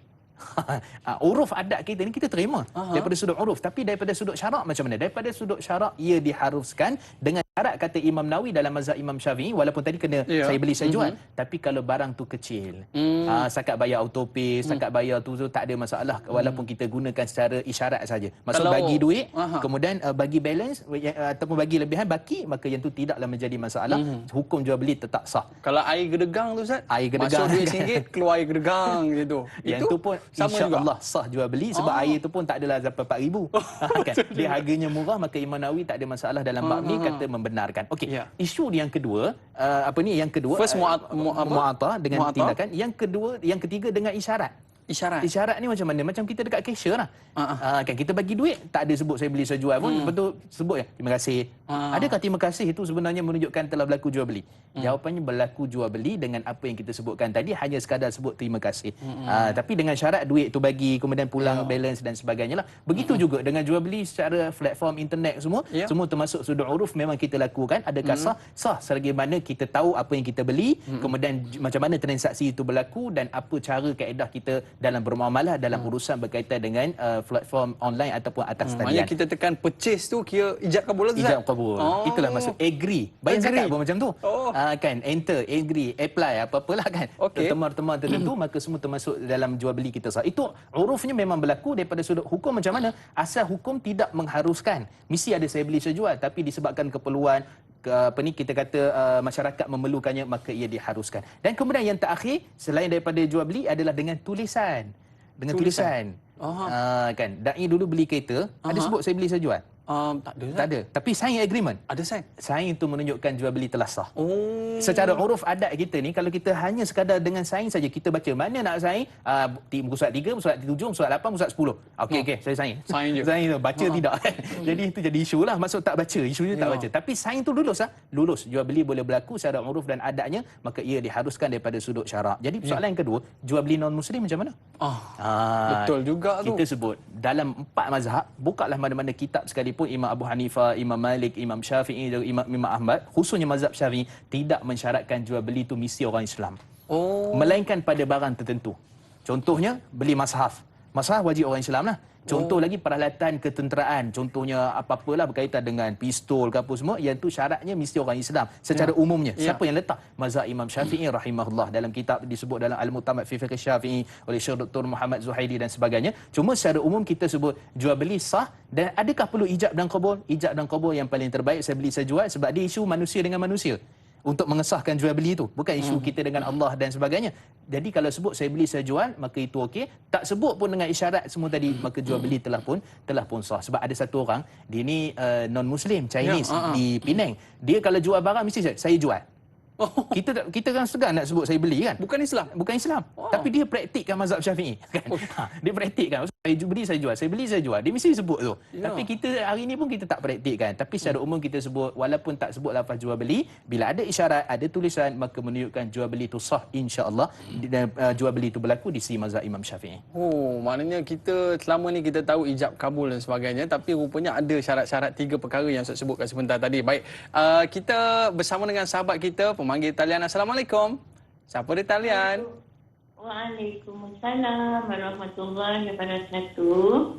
Inilah ya bonda kita yang try pada tadi tu ya. Ya. Apa khabar bonda, sihat ya? Siapa di talian? Saya Sina Yusof. Okey. Daripada Tanjung Kelang. Ya. Silakan Puan Ustaz, Supina. nak tanya Ustaz ya. Ya, sila. Ustaz, macam ni kan, adakah setiap adat yang kita amal tu dia mendatangkan pahala Ustaz? Contohlah Ustaz kan, ni malam Jumaat mesti kena baca Yasin ni tau. Kalau malam lain tu orang kata tak ingat sangat lah kan, contohlah. Lepas tu bila meninggal tu Ustaz, malam pertama, malam ketiga, malam ketujuh, macam tu adakah bila dibuat tu dapat pahala Ustaz? Tiga soalan saya Ustaz ya. Baik. Okay, Assalamualaikum. Waalaikumsalam warahmatullahi wabarakatuh. Ni soalan berat juga ni. Patutlah 3 kali try tak masuk. Terima kasih Puan Supina atas soalan yang diajukan. Ni perkara common lah untuk kehidupan kita sebagai seorang Islam, Melayu saya. Maknanya kita biasa amalkan perkara ini, Yasin hari Khamis, tahlil dan sebagainya. Mungkin ada sudut-sudut pandang positif yang boleh Ustaz berikan kepada seluruh rakyat Malaysia. Baik, bismillah wassalatu wassalamu ala rasulillah. Perkara pertama adalah isu berkaitan dengan bacaan surah Yasin pada malam Jumaat. Kita ni sebenarnya memang daripada awal-awal dulu kan, maksudnya budaya orang dulu, adat orang dulu baca Yasin malam Jumaat. Kenapa baca Yasin? Sebab baca Yasin itu mudah. Sebab mudah. Sebab memang daripada dulu kita kecil-kecil diajar dengan baca surah Yasin. Saya pun mengaji dulu baca mula-mula surah Yasin. Bila naik Quran baca surah Yasin. Maksud menunjukkan bahawa benda tu adalah sebab mudah. Dia dibudayakan dalam masyarakat kita. Cuma kita sebut sunnah Nabi SAW adalah membaca surah Kahfi pada malam Jumaat. Surah Yasin tu insya-Allah bacalah dapat pahala. Malam lain pun nak baca tidak jadi masalah. Ayat surah lain pun nak baca tidak jadi masalah. Cuma ada setengah orang dia akan kata payahlah surah lain. Kan baca surah Ra'du contohnya, surah Ra'du payah surah Yasin juga yang senang kan. Jadi waktu kita kata kita tak budayakan sebenarnya. Kalau kita budayakan dalam keluarga kita, anak-anak kita, insya-Allah dengan membaca surah Kahfi tu sekejap je. Kan sebab tu kata Nabi SAW dalam riwayat Ibnu Majah dan sebagainya, sesiapa yang baca surah Kahfi iaitulah pada malam Jumaat akan disinari cahaya pada Jumaat yang akan datang. Besar pahala, fadilat, kelebihan dia. Jadi pada waktu tu sebenarnya bukan isu kita baca apa, isu kita tak budayakan. Kalau kita budayakan, contohnya malam ni kita baca Baqarah. Contoh hari ni hari kita lah Rabu. Besok kita nak baca surah Ali Imran. Satu family kita gila-gila sama-sama, maka budaya tu tak ada masalah. Sebab kita memudayakan dan insya-Allah bacaan Quran itu dapat pahala insya-Allah Subhanahu wa taala. Jadi kita budayakan dalam kehidupan kita baca Quran, tak kisahlah surah apa pun, jangan bergaduh kan. Jangan kita bertelingkar, bacalah surah apa pun yang bagi tu mudah pada kita dan kalau boleh kita upgrade, kita tambah nilai lagi pada setiap bacaan Quran kita pada surah-surah yang lain, pada malam-malam yang lain juga insya-Allah. Itu satu sudut. Yang kedua berkaitan dengan bacaan tahlil dan sebagainya di dalam 40 kematian, hari. 40 hari dan sebagainya. Saya sebutkan, saya ringkasnya dalam mazhab Imam Syafi'i, saya sebutkan 3 ataupun 4 kitab. Contoh dalam I'anatul Talibin oleh Imam Dimyati dan kemudian disebut juga oleh Imam Syekh Daud Fatani, Syekh Daud Fatani dalam kitab beliau iaitu Bughniyatut Tullab, disebut juga oleh Syekh Nawawi Al-Bintani. Ini saya sebut ni semua mazhab Syafi'i dan Nusantara lah. Bukan mazhab Syafi'i yang muktabar, yang besar, yang kitab-kitab yang bukan. Ni maksud di Nusantara kita punya ulama. Kita punya ulama. Okey. Syekh Nawawi Bintani dalam Nihayatul Zain, dan juga disebut oleh Syekh Al-Fatani juga dalam kitab beliau antaranya Kashful Liham. Semua kitab-kitab ni menyebutkan bahawa hukum mengadakan kenduri tahlil itu adalah makruh. Makruh, dan makruh ni maksudnya dia tidak berapa disukai lah. Makruh. Jadi daripada sudut asasnya kita kata apatah lagi menetapkan hari pertama, hari ketiga, hari ketujuh, dia kata hari tujuhnya pecah perut. Hari ke-40 dah jadi tulang dan apa semua, maka kita buat. Sebenarnya penetapan hari-hari ini di sisi ulama Nusantara kita, mazhab Syafi'i sendiri menyatakan tidak perlu ditetapkan. Maksudnya kalau kita nak buat daripada sudut tu, silakan bagi siapa yang beranggapan dia boleh memberikan pahala, insya-Allah. Tapi sesiapa yang mana beranggapan dia tak tu, isunya jangan bergaduh. So jangan bergaduh. Nak buat-buatlah. Nak buat-buatlah. Isu ni di peringkat negeri, di peringkat antarabangsa negeri lah, di Malaysia negeri-negeri tertentu, ada yang kata disunahkan, ada yang kata ini perkara yang khilaf, dan saya rasa dalam perbincangan kita ni tidaklah saya nak kata benda betul ataupun tak, cuma secara umum kita sebut mazhab Syafi'i menyatakan makruh. Kalau kita nak buat, silakan berdasarkan pandangan ulama-ulama yang lain, berdasarkan ijtihad lain, dan tak perlu bergaduh dalam isu berkaitan dengan perkara khilafiyah dalam isu ini. Cuma kita kata kena betulkan apa sebenarnya sunnah ketika mana orang meninggal dunia. Pertama, kata Nabi SAW, orang kita ni kalau buat kenduri, tuan rumah yang buat. Sebenarnya yang paling terbaik, orang jiran tu yang bagi dekat dia. Kita yang kena buat. Yang bagi beras ke basmati tadi kan. Pergi hantar basmati ke lauk, sarding, apa semua hantar kepada. Itu sebenarnya pahala yang sangat besar. Kak Leha duduk relax je. Duduk relax je. Masak biar saya settle. Masak biar saya settle. Itu sepatut budaya yang perlu dihidupkan dalam masyarakat kita. Tapi dia tak jadi budaya. Maksud tuan rumah yang susah payah duk fikir, lauk ni untuk 40 orang ni, benda kita nak beli ni, duit dah tak ada dah. Duit ambil si mati pula. Ambil si mati pula. Jadi isu yang lain pula kan. So kita kata kita hidupkan budaya dalam masyarakat kita yang masak. Dalam hadis riwayat Ibnu Majah, kata Nabi SAW, isna'u li ali Ja'farin ta'aman, kamu buatkan untuk ahli keluarga Ja'far, iaitulah apa, makanan. Buatkan, Nabi kata, maksudnya hantar beras, susu, gula, hantar rumah dia. Itu perkara yang paling terbaik. Masak gulai ikan pating contohnya, lepas tu hantar dekat rumah dia, itu perkara yang paling terbaik, bukan kita menyusahkan dia. Itu satu, daripada satu sudut. Yang kedua pula, kita beristighfar, kita sentiasa doa. Doa ni sebenarnya tuan-tuan, satu benda yang kita selalu sebut doa-doa, tapi sebenarnya kita jarang buat. Solat, adakah tiap solat kita doa kepada si mati? Padahal itu antara benda yang paling mustajab, doa kita, yang paling sunnah di sisi Nabi SAW. Ataupun ketika dalam keadaan kita teringat pada ibu bapa kita, hari-hari kita teringat mungkin yang telah meninggal dunia, maka pada waktu kita doakan, Allahumma fillahu warhamhu wa'afi wa'fu anhu sebagai contoh. Sentiasa doa itu melekat ataupun dihantar oleh anak yang soleh kepada ibu ataupun ayah yang telah meninggal dunia dengan keadaan apa sekalipun. Time memandu teringat ayah kita, Allahumma fillahu warhamhu wa'afi wa'fu anhu, doakan dia. Sedekahkan apa-apa yang patut. Kalau contoh bacaan Quran, silakan, tak ada masalah. Itu yang terbaik. Itu yang terbaik. Daripada sudut tu, di samping jiran-jiran yang membantu, bukan menyusahkan kepada keluarga si mati. Ini satu perkara yang kita budayakan. budayakan. Betul. Kita budayakan. Maknanya, sebab saya tengok Ustaz, ada satu surau ni, kalau ada orang meninggal dunia di kawasan tu, pakat-pakat join dan yang hantar beras sebagainya, gotong royong dan buatkan tahlil untuk keluarga si mati.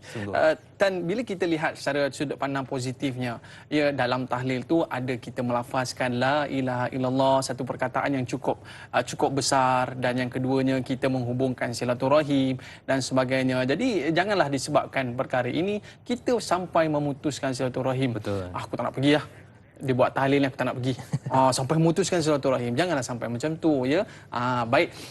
Terima kasih di atas soalan yang diajukan sebentar tadi. Terima kasih kepada Ustaz. Dan kita ada lagi sahabat kita di Facebook ada nak bertanyakan soalan. Kita bersama dengan Rahizah.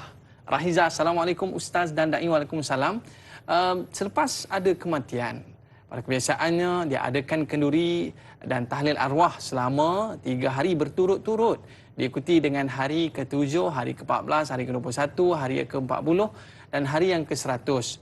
Soalan saya, apakah ini merupakan adat orang-orang kampung atau ianya tuntutan agama? Sekiranya merupakan adat, apakah ianya tidak merosakkan akidah? Terima kasih. Risau juga saya. Apa pandangan Ustaz? Baik, bismillah wassalatu wassalamu ala rasulillah. kita sebutkan tadi dalam semua kitab-kitab ulama-ulama di Nusantara menyatakan bahawa hukumnya tak boleh untuk buat hari-hari tertentu tu. Kerana kita seolah-olah macam antara benda lagi adalah meratapi si mati. So kita duk ingat si mati padahal sebenarnya asalnya kita buat kenduri makan-makan seolah macam bergembira pula. Kan. Padahal sebenarnya kita buat tu atas dasar apa? Dan kadang-kadang perlu diingatkan setengah-setengah orang ni kalau tak ada hidangan malam tu dia jadi tak semangat tahlil tu. Dia tak kuat Ustaz? Tak kuat kan dia perlahan. Jadi orang datang tu sebab nak makan. Dia kata secara adatnya mesti ada makan. Kita cuba buat sekali tak ada makan. Contohnya. Jemput je tuan-tuan lepas isyak insya-Allah rumah saya contohlah kan. Doa pendek lah Ustaz. Doa pendek kan. Doa pendek lah kan. Jadi ceritanya sekarang ni adalah bukan isu makan tu. Isunya adalah apa yang kita nak sembahkan kepada si mati. Khususnya bagi ahli keluarga lah. Ahli keluarga, anak-anak, anak lelaki, anak perempuan, maka semua tu kena sedar apakah doa yang dipohonkan, apakah kita kata cara-cara macam mana untuk memberikan pahala kelebihan. Sebab tu banyak hadis-hadis yang menceritakan disebabkan istighfar si anak, ayah diampunkan. Banyak hadis-hadis yang saya cerita tentang perkara. Maksud kita istighfar, ya Allah ampunkanlah kedua ibu bapaku, ampunkanlah. Selalu kita sebut dalam doa kita, selalu kita amalkan. Mudah-mudahan Allah Subhanahu Wa Taala mengampunkan dosa-dosa jika ada bagi arwah ataupun orang yang meninggal di kalangan kita. Itu benda budaya yang kita kena hidupkan. Walaupun nampak simple, senang kata doa, tapi adakah kita buat? So buat itulah amalan itulah perkara yang amat dititik beratkan. Dan kesan pula kalau kita tengok tadi, apa kesan dia? Adakah sudut akidah ataupun perkara sekian-sekian? Kita tengok benda yang kita buat tu. Kalau contoh perkhususan berkaitan dengan bacaan apa semua tadi, jadi daripada sudut akidah ni dia tak jadi isu lah. Ada isu daripada sudut ibadah. Tapi kalaulah berkait dengan contohnya anak menangis nak kena pakai tangkai ke contohnya, ni pengamalan-pengamalan orang dulu-dulu ni. Kan? Kemudian juga contoh lagi merenjis air tepung, air mawar dan sebagainya, ada tabur beras apa semua. Ni kena tengok betul-betul. Asal usul tu kita kena tahu. Sebab tu kalau ikut aktiviti pembomohan, antara salah satu benda kenapa adanya beras apa semua tu dipanggil menyeru Seri Mani. Seri Mani ni apa dia? Satu roh, satu semangat untuk memberi kesihatan, memberi kebaikan kepada ahli keluarga. Itu isu akidah. Itu isu akidah. Yang tu kita kena jelas betul-betul daripada sudut akidah. Tapi kalau melibatkan isu yang tadi, dia tak termasuk akidah, dia berkaitan dengan ibadah. Jadi kalau insya-Allah mudah-mudahan dengan sebab kita doakan ahli keluarga kita, dengan sebab kita minta pengampunan pada Allah, Allah akan makbulkan insya-Allah. Sebab tu dalam hadis sahih riwayat Imam Muslim, kata Nabi SAW, bila mana matinya idza mata ibnu Adam inqata anhu amalhu ila min salas. Maksudnya kalau terputus anak Adam ni 3 perkara, melainkan bila meninggal dunia melainkan 3 perkara. Apa dia? Doa anak yang soleh. Di mana doa anak yang soleh? Kemudian juga kita kata sedekah jariah. Sebab tu si mati jangan sekadar mengharapkan pahala orang yang baca pada dia. Dia kena mencari pahala dia sendiri. Betul. Sebab tu kan sebahagian para ulama mereka menyatakan orang-orang yang meninggal dunia ni dia jangan harap sekadar tahlil semata-mata. Betul. Dia sendiri sebenarnya. Dia sendiri. Ni kita kena betulkan persepsi. Kita kata aku banyak duit, nanti aku boleh upah 30 orang tahfiz untuk baca Quran 30 juzuk kepada aku. Bayarlah Ini persepsi tak betul kan. Persepsi yang tidak tepat. Dan dia baca pun kadang sebab 200 ni ikhlas tu jadi berbelah bahagi.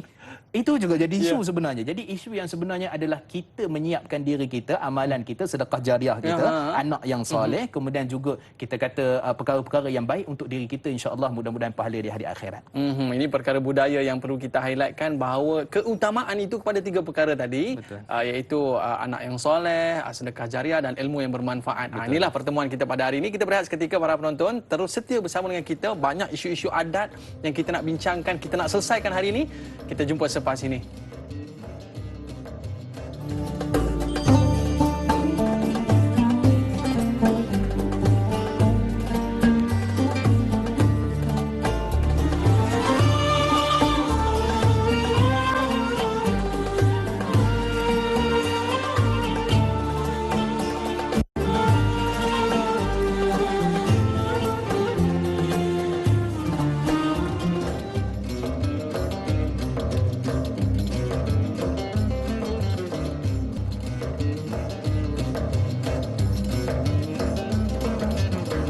Alhamdulillah, kembali dalam Tanyalah Ustaz, biar tahu jangan keliru. Terima kasih para penonton yang dirahmati Allah SWT sekalian. Kita ada pemanggil di talian. Assalamualaikum. Waalaikumsalam.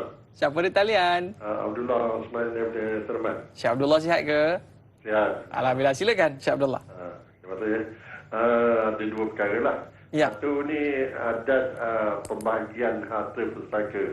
Ada yang setengah tu dia harta pusaka hanya diberikan kepada adik-beradik perempuan saja. Oh, Lelaki Okey. tak boleh dapat. Jadi bagaimana dia tentang adat dibolehkan atau tidak. Dan lagi satu ialah tentang kematian jugalah. Ya. Berpakaian bersebi hitam untuk menghormati si mati. Apa hukumnya? Itu saja. Terima kasih Ustaz.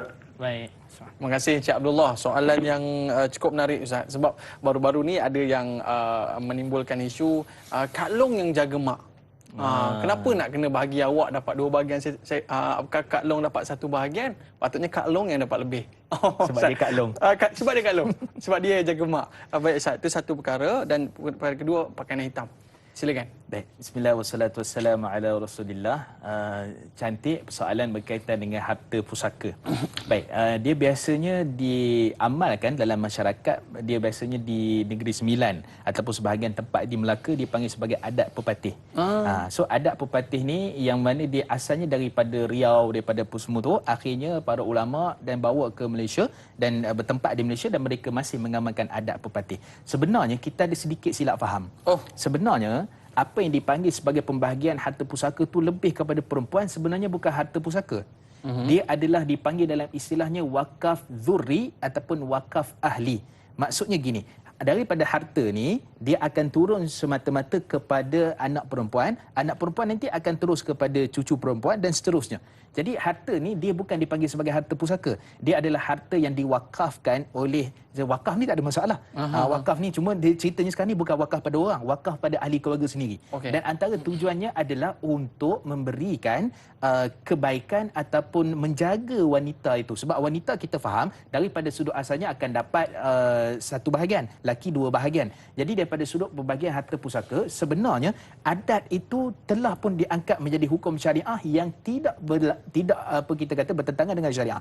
Jadi adat tu boleh, tak ada masalah. Cumanya adakah bahagian lelaki terus apa? Jawapannya tak. Lelaki tetap akan dapat 2 bahagian. Lelaki akan dapat 2 bahagian. Cuma isunya tanah itu. So tanah ni ada undang-undang dia, undang luar, undang apa semua, dia termasuk juga berkaitan dengan adat pepatih. Telah dikira menjadi hukum dan adatnya, maka dia tidak termasuk dalam perkara yang diharamkan oleh syarak. Kan. Jadi contoh ginilah, dia seakan-akan hibah. Hibah ni kita bagi anak perempuan, anak lelaki, tapi anak lelaki dapat rumah besar sikit. Anak perempuan ni dapat sikit. Adakah diharuskan? Jawapannya hibah itu kalau di sisi mazhab Imam Syafi'i kena samalah. Kena sama di sisi mazhab Imam Syafi'i. Cuma daripada sudut perbincangan wasiat ataupun wasiat khususnya ataupun wakaf tadi tu, wakaf kepada ahli keluarga, adakah diharamkan? Dia diharuskan oleh syarak dengan tujuan tertentu. Kita bagi lebih sikit kat dia. Atas dasar itu, dan juga lelaki tidak dihilangkan bahagian dia. Maka itu adat pepatih yang sekarang ni pun masih hidup dan kita kena betulkan. Sebab ada setengah orang kata tak betul sebab dia berlanggaran dengan pembagian harta pusaka. Sebenarnya tak berlanggaran. Dia ada kaedah dia, ada cara. Sebab tu kita kena bertanya, jangan kita duduk bantai terus kan. Apa objektif buat benda ni Ustaz? Objektif yang paling utama adalah untuk wanita ni, dia kadang-kadang dia susah, terbela. Dia suka dalam kehidupan dia, maka diberikan tanah. Dan tanah tu ada syarat dia. Tak boleh diwariskan. Tak boleh jadi harta pusaka. Kemudian dia tidak boleh dijual dan kemudian tidak boleh dihibahkan. Bagi cucu perempuan pula. Bagi cucu perempuan pula. Maksudnya generasi ke generasi. Dan dia bukan termasuk dalam perkara yang diharamkan oleh syarak dan bukan termasuk dalam perkara yang bertentangan dengan pembagian harta pusaka. Bukanlah dapat kepada dia secara mutlak terus. Bukan. Dia seolah dipanggil sebagai amanah. Sebagai nazir dia panggil. Dalam istilah wakaf dia panggil nazir, maksud yang menunaikan amanah semata-mata. Maksud dia nak buat kebun ke, dia nak buat apa, silakan. Tapi jangan jual, jangan beli, jangan pula mati nanti bagi pula harta pusaka dan sebagainya. Itu kaedah dia daripada sudut penetapan. Okey, itu pertama. Yang kedua, isu dia panggil ihdad. Ihdad ni maksudnya adalah berkabung. Berkabung ni memang kewajipan bagi setiap wanita, khususnya dia berkabung. Dan ada dia punya bahagian. Kalau bagi wanita dia ada berapa hari, contoh tengok pada kematian. Kematian suami, maka 4 bulan 10 hari lah dia kena berkabung. Dan berkabung tu maksudnya dia tidak mempamerkan dia punya kegembiraan. Maksudnya kalau dia nak pakai pakaian hitam ke pakaian tidak berwarna, itu antara yang paling terbaik. Ada bergabung dalam Islam. Ada bergabung dalam Islam. Dia bukan dikira sebagai kita panggil sebagai adat, bukan. Itu memang sunnah. Dan kalau kita tengok ada hadis Rifa'ah dan sebagainya menunjukkan bahawa dalam riwayat Muslim, dalam riwayat Abu Daud dan Ashabus Sunan menunjukkan praktikal itu memang Nabi suruh buat. Berdiam di rumah dia, berada tetap di rumah dia, jangan dikeluar pergi apa semua melainkan ada hajat keperluan dan darurat. Sampai orang kata bergincu pun tak boleh saya. Tak boleh. Sebab dia masuk dalam unsur-unsur perhiasan. Perhiasan. Maksud dia kena duduk, dia maksudnya seolah-olah bukan menzahirkan kesedihan, tapi dia tidak menzahirkan kegembiraan. Itu sebaliknya. Kan. Jadi tempoh tu lihat kepada keadaan itu. Contoh, kalaulah kita kata tempoh berkaitan dengan kehamilan. Jadi tempoh tu bila sampai dia melahirkan anak lah. Tu dia kaedah-kaedah. Cuma pakaian apa tu dia nak pakai tu silakan, tapi daripada sudut asalnya pakaian yang satu benih, satu warna, satu jenis macam hitam tadi, maka itu antara pakaian digalakkan semasa wanita berkabung. Dan kalau bagi ahli keluarga 3 hari contohnya, kalau bagi wanita ikut dia punya kaedah, itu semua termasuk dalam syariat Islam, dia bukan lagi dikira sebagai adat. Wallah. Untuk orang awam bagaimana Ustaz? Orang awam kalau dia nak berkabung juga pakai baju hitam dan sebagainya itu secara umumnya dia masih terkait dengan ahli keluarga semata. Kalau contoh ahli keluarga saya meninggal, dai tak perlulah berkabung kan. Jadi sayalah dengan ahli keluarga saya, itu secara ringkas. Ini dia yang perlu kita terapkan dalam kehidupan kita. Baik, bila Ustaz sebut tentang kematian suami tadi, kod nak kahwin lain. Kita nak cerita tentang masalah kahwin ni Ustaz, berkaitan dengan adat kita. Tapi sebelum tu kita ada soalan bersama dengan sahabat kita, bersama dengan Nurul Hidayah Saifuddin. Assalamualaikum Ustaz dan Dai. Ada sesetengah masyarakat risau jika anak perempuan lambat bertemu jodoh. Kena soalan Ustaz.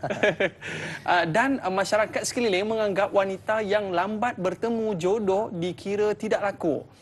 Apakah hukum mandi bunga untuk mempercepatkan jodoh? Apakah usaha yang sepatutnya dilakukan bagi mereka yang belum bertemu jodoh? Bagaimana cara untuk mengelakkan tekanan dengan masyarakat sekeliling tentang hal ini? Sekian, terima kasih. Macam tahu-tahu je Nurul Hidayah ni, Ustaz ni doktor cinta. Silakan Ustaz. Baik, bismillah wassalatu wassalamu ala Rasulillah. Pertama saya kena betulkan orang kita ni. Orang kita ni kadang-kadang tak kahwin lagi, dia tanya. Dah kahwin tak dapat anak, dia tanya. Lepas tu dah kahwin dapat anak seorang, dia tak nak tambah ke? Dia mulut dia sentiasa akan bertanya pada perkara-perkara yang kadang-kadang perkara tu boleh membuatkan hati orang tu rasa gundah gulana, rasa duka cita. Jadi kita kata pada masyarakat kita jangan duk tanya soalan-soalan macam tu. Tahun lepas raya seorang, tahun ni seorang lagi. Laju. Kan? Jadi jangan tanya persoalan yang boleh menimbulkan bukan kemarahan, maksudnya apa? Kesedihan bagi orang yang mana terlibat dengan isu-isu yang berkaitan. Contoh lambat kahwin, contoh tak ada anak tak ramai, contohnya jangan dia tanya soalan sensitif macam tu. Kita faham, maksudnya kita nak tanya tu dengan cara mungkin kita nak bersembang, tapi kita kena faham nak bersembang pun ada pertanyaan yang kita rasa benda ni boleh menggusarkan hati dia, jadi dia baik, tak payah tanyalah. Kita kata contohnya apa khabar, cukuplah sekadar tu, tak payah tanya berapa orang anak. tak perlu. Kita tengok dia tak bawa anak tu, kita faham lah tu. Tak payah tanya dah. Kan? Kita tengok dia seorang lagi, tak payah tanya dah. Kadang-kadang tu isunya mungkin juga ada isu penceraian. Kita tengok balik kampung seorang ni mula dah timbul dah. Itu bercerai lah tu kot. Mulut orang ni macam-macam. Jadi kita kata masyarakat kena ada support. Kena baiki keadaan tu. Jangan kita mudah-mudah nak tuduh orang. Bukan nak tuduh, maksud nak timbulkan persoalan yang membuatkan akhirnya orang tu berduka cita. Itu satu sudut. Tanya hal sekolah kan. Tanyalah hal berkaitan dengan rumah ke apa-apalah. Baik, itu satu. Yang kedua, daripada sudut asasnya mandi bunga. Baik. Ni dah biasa Ustaz. Biasa kan? Apa tujuan mandi bunga? Tujuan dia? Kalau tujuannya berkaitan dengan untuk menaikkan seri kesihatan, tujuannya untuk supaya dia ni ceria, cergas, maka tak ada masalah. Mandilah apa-apa bunga pun. Bunga kaktus ke bercakap nanti berduri. Mandilah bunga kertas. Dia adalah campuran bunga-bunga tertentu. Tak ada masalah, silakan. Tapi kalau kita kata dia ni sebab tak ada jodoh kena mandi bunga, seolah-olah kita nak bagi tahu bahawa dengan sebab mandi bunga dia dapat jodoh. Yang tu jadi isu. Sebab jodoh, rezeki, pertemuan, semua ni peraturan. Sebab tu kata Allah yarham Piramli kan. Kan bapak dia kata kan, dia kata bapa, jodoh, pertemuan, rezeki di tangan Tuhan, bukan di tangan bapa. Tu pedas tu sebenarnya. So kita nak cerita bahawa asalnya maksudnya adalah jodoh, rezeki semua di pertemuan di tangan Allah Subhanahu Wa Taala, Allah yang tentukan. Jadi pada waktu tu usaha-usaha kita boleh usaha dengan doa, dengan apa, tapi jangan kita kaitkan satu mandi bunga cepat jodoh supaya apa dapat rezeki, jangan, kerana dia bukan termasuk dalam perkara yang gaib yang mesti kepada dalil Quran dengan sunnah. Itu dia punya asas kaedah dia. Tapi kalau mandi sebab naik seri, bagi segar, bagi dia ceria, silakan. Itu tidak termasuk dalam perkara yang dihalang oleh syarak. Jadi apakah amalan-amalan tertentu? Kan amalan tertentu ni kita kata secara umumnya tidak adalah amalan untuk percepatkan jodoh ni kan. Cuma kita kata kita mintalah pada Allah, Allah mudahkan, dan kita kena ingat juga masyarakat kena support, kena jangan tanya soalan-soalan sensitif pada seperti itu, dan waktu kita doalah pada Allah Subhanahu Wa Taala, moga-moga Allah memberikan apa-apa doa sajalah, minta doa. Kadang-kadang doa tu kita nak hafal syarat tu payah. Jadi mintalah dalam hati kita, jiwa kita, perasaan kita merintih pada Allah, mintalah apa yang kita kehendaki, mudah-mudahan Allah Subhanahu Wa. Dan tujuannya ni antara kaedah ataupun cara untuk mempercepatkan doa. Oh, macam mana tu Ustaz? Macam mana tu? Contoh gini, kita buat tu kerana Allah. Contoh gini, katalah contoh kita nak balik kampung ziarah. Kita tak nak jam, tak nak apa kan? Kita minta pada Allah, ya Allah, jadikan aku ziarah ni kerana Allah. Balik kampung ni kerana Allah. InsyaAllah Allah akan mudahkan. Oh, simple. Simple. Kalau contoh kita jodoh ni, kita kata ya Allah bagi jodoh, orang duk kata kat aku, kata lambatlah jodoh. Tapi kalau minta ya Allah jadikanlah jodoh ni cepat, aku nakkan anak yang soleh, yang baik kerana Allah, InsyaAllah Allah akan mudahkan. Jadi kita kena kaitkan apa-apa pun dalam doa kita kerana Allah, bukan sebab urusan dunia, dan sebetul-betul kerana Allah, bukan sebab kita minta kerana Allah tapi urusan dunia. Itu pun tak betul juga. Minta kerana Allah, sebenar-benarnya kerana Allah, Allah akan berjaya. Maksud kait semua yang kita nak tu, ya Allah bagi aku rezeki supaya aku mudah berzakat. Contoh. InsyaAllah benda tu akan dipercepatkan. Mudah-mudahan Allah rahmati. Wallahu a'lam. Patutlah dekat rumah dia habis bunga semua licin Ustaz. Dia kuping-kuping bunga, lepas tu dia mandi bunga Ustaz. Satu poin yang menarik yang Ustaz sebutkan sebentar tadi, rintihlah kepada Allah SWT. Ya Allah, berikanlah aku suami yang amanah, yang dapat menjaga keluarga dengan baik dan bawa masuk ke dalam syurga. Baik Ustaz, sahabat kita di Facebook ada nak bertanyakan soalan ni bersama dengan Sirul Nizam. Assalamualaikum Ustaz dan Da'i serta kru. Tanyalah Ustaz, soalan saya, pada zaman moden sekarang ni juga terdapat keluarga yang masih mengamalkan adat langkah bendul Ustaz. Betul juga ni, langkah bendul ni. Sehingga kan sampai satu tahap si adik tak dibenarkan berkahwin sekiranya si abang atau kakak masih tidak berkahwin. Apakah hukumnya Ustaz? Adakah ia melanggar hukum syarak? Mohon pencerahan. Assalamualaikum, Taiping, Perak. Ini banyak berlaku Ustaz ya. Kamu kalau kamu nak kahwin, kamu kena carikan jodoh kakak kamu dulu. Apa pandangan Ustaz? Baik, bismillah wassalatu wassalamu ala Rasulillah. Pertama kita kena faham langkah bendol tu apa dia. Orang dulu-dulu bila dia buat antara pintu dan juga dengan dengan tangga rumah tu, dia ada satu kayu dia letak. Daripada kayu dalam nak keluar. Daripada dalam nak keluar ataupun daripada luar nak ke dalam. Dia seolah-olah memisahkan antara pintu dengan tangga ataupun antara dalam rumah dengan luar rumah. Diletakkan satu kayu, nama kayu tu bendol. Tu kadang orang tersepak tu. Tersepak tu, sakit tu. Jadi dipanggil sebagai langkah bendol. Maksud langkah bendol ni apa dia? Maksud mendahului lah. Si kakak tu mendahului daripada si adik mendahului daripada si kakak. Dan kemudian dalam keadaan budaya kita, setiap orang yang dah langkah bendol tu, si suami kena bagi hadiah pula kepada si adik dia tu. Si kakak dia. Si kakak dia. Yang maksudnya dia kahwin dengan adik dia kan. Jadi kena bagi hadiah. Nak ucap terima kasih kerana bagi peluang jalan dulu kan. Contoh. Baik. Dia gini tuan-tuan. Secara umumnya tidak ada dalam syariat kita adat secara hukumnya yang menyatakan bahawa langkah bendol ni akan beri kesan itu ini dan sebagainya, tidak ada. Cuma daripada sudut asasnya kita kata tidak semestinya daripada sudut mesti si kakak kahwin dulu. Dah adik dulu yang jumpa rezeki. Takkan kita tahan rezeki jodoh dia. Jadi pada waktu tu janganlah ibu bapa terlalu berpegang pada adat ni, nanti jadi gitu jadi gini. Jadi gitu jadi gini tu dia tidak ada dalam Quran dengan sunnah. Maka waktu tu kita pegang, kalau si adik silakan si adik, kalau tapi bagi hadiah tu bagus. Silakan. Kan maksudnya kita kata apa, si suami kepada si adik bagi hadiah kepada si kakak, silakan, tak ada masalah. Sebab tu kata Nabi SAW, tahadu wa tahabu dalam riwayat Imam Tirmizi, bagilah hadiah, kamu akan saling kasih mengasihi antara satu sama lain. Jadi secara umum kita kata langkah bendul ni kita jangan disebabkan dia duk pegang langkah bendul tu akhirnya adik tak kahwin dulu. Adik jadi macam kakak ataupun cari jodoh si kakak dulu. Yang tu tidak termasuk dalam syariat. Adat yang kita kena perbetulkan, kahwinlah siapa-siapa dulu. Maka pada waktu tu sebab dia rezeki datang tu jodoh. Lepas tu kata Nabi SAW menunjukkan benda tu cepat. Dalam riwayat Abu Hurairah, dalam riwayat Imam Tirmizi, hadis yang sahih, kata Nabi SAW, bila datang seorang lelaki meminang anak kamu yang kamu redha dengan agamanya, maka segerakan. Dan kerana dengan sebab itu kamu akan mengelakkan fitnah dan kerosakan. Kata Nabi SAW. Tak kira apa kerja sekalipun, maksud kamu redha dan kemudian ini baiklah, kerja kena ada.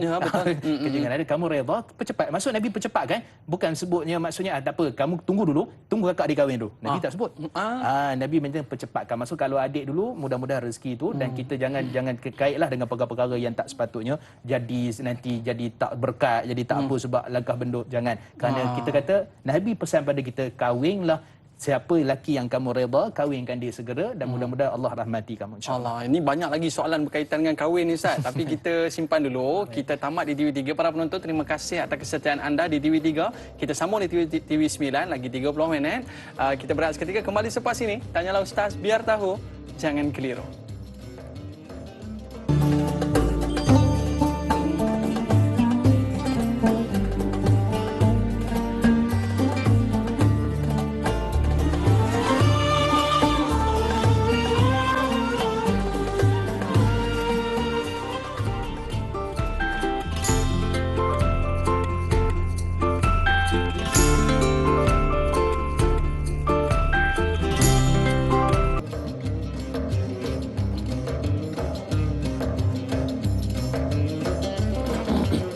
Allahumma inni a'udhu bika minal barasi wal jununi wal juzami wa min sayyi'il asqam.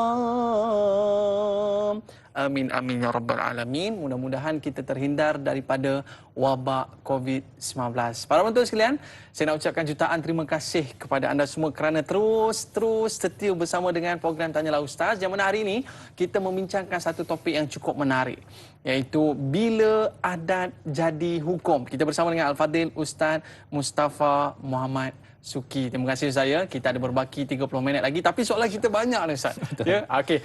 Sebelum rehat tadi, kita ada membincangkan tentang langkah bendul, ya, yang mana kadang adik ni lawa lagi, tu ya adik kahwin dulu.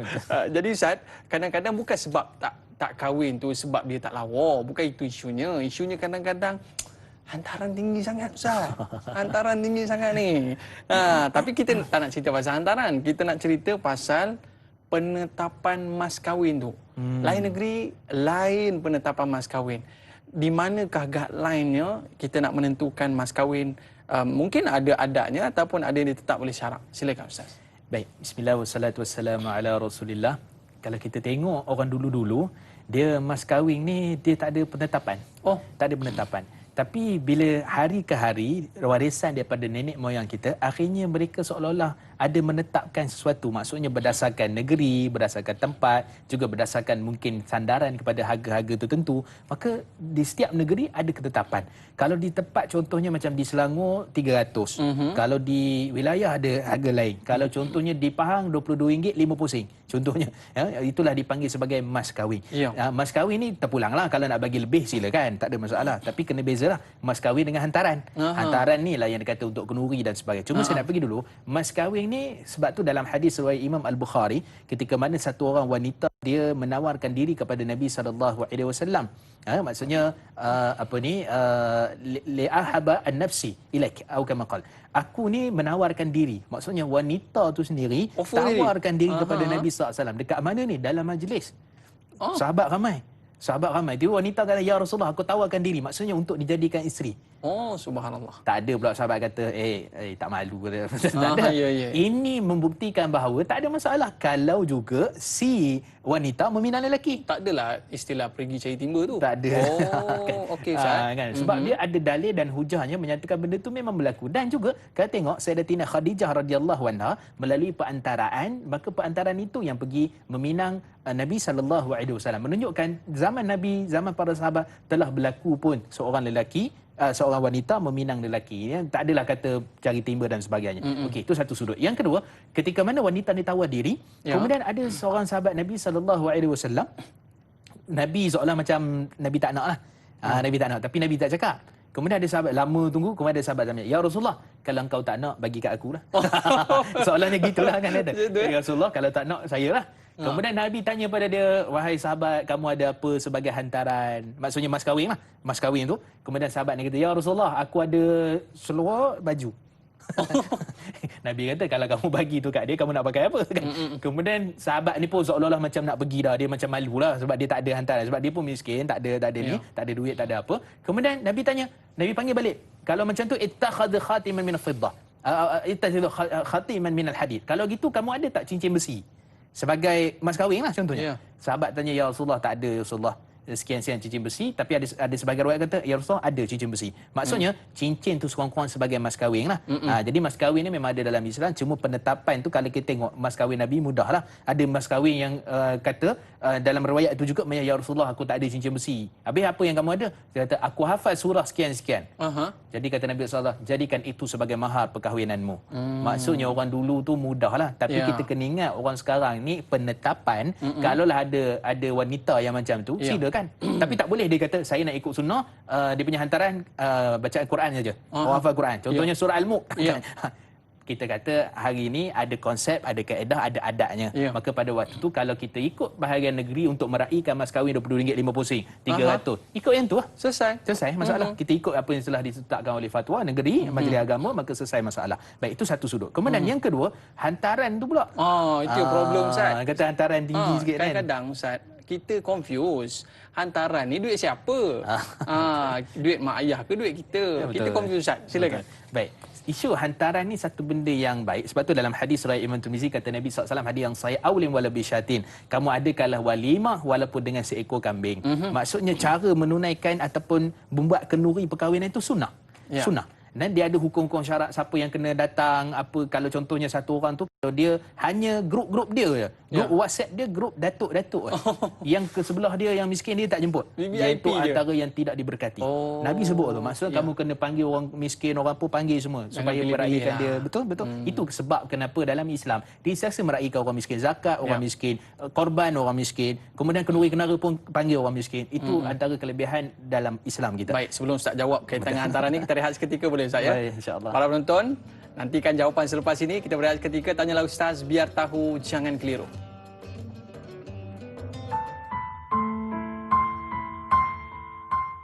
Bismillahirrahmanirrahim. Allahumma inna na'udzubika minal baras wal junun wal juzam wa min sayyi'il asqam. Ya Allah, kami berlindung denganmu dari penyakit sopak, gila, kusta dan penyakit-penyakit yang berbahaya. Walhamdulillahi rabbil alamin.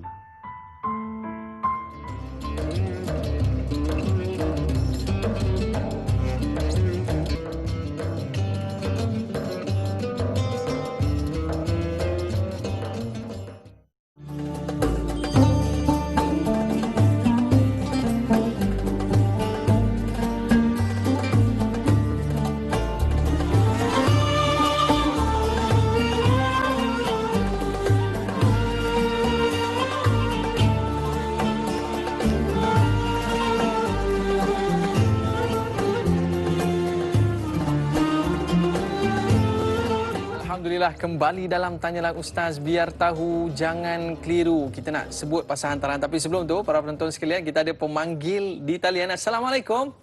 Waalaikumsalam warahmatullahi wabarakatuh. Siapa di talian? Ustaz Patuti saya dari Timur 3 Pekan Pahang. Tadi.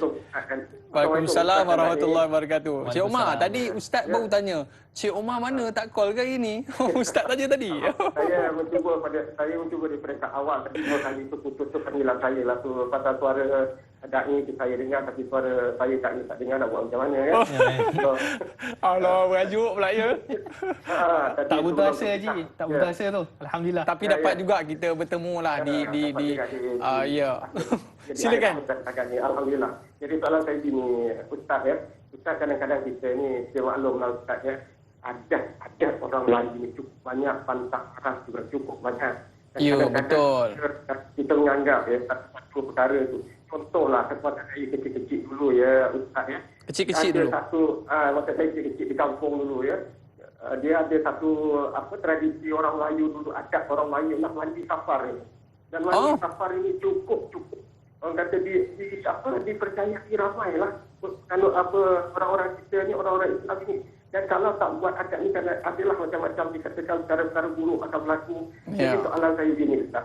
Adakah kerana adat ini yang dikatakan sebagai adat, semata-mata adat ini, kalau kita tak ikut ataupun contoh satu lagi itu kepada ibu-ibu mengasuh satu-satu perkara buruk berlaku ini, apakah dianggap sebagai merosakkan akidah ataupun boleh membuatkan kita syirik ke bagaimana? Tak mohon pencerahan Ustaz pagi ini kepada semua penonton TV 3 dan TV 9 pada pagi ini. Itu saja soalan saya. Terima kasih banyak. Assalamualaikum. Waalaikumsalam warahmatullahi wabarakatuh. Soalan yang brilian lah saya katakan, sebab suatu adat yang kita tak ikut boleh mengundang bala. Apa pandangan Ustaz? Baik, bismillah wassalatu wassalamu ala Rasulillah. Di dalam kaedah menyebutkan al-adatu muhakkamah. Adat itu boleh dijadikan hukum. Jadi kita sebut adat boleh dijadikan hukum itu dia ada syarat-syarat dia.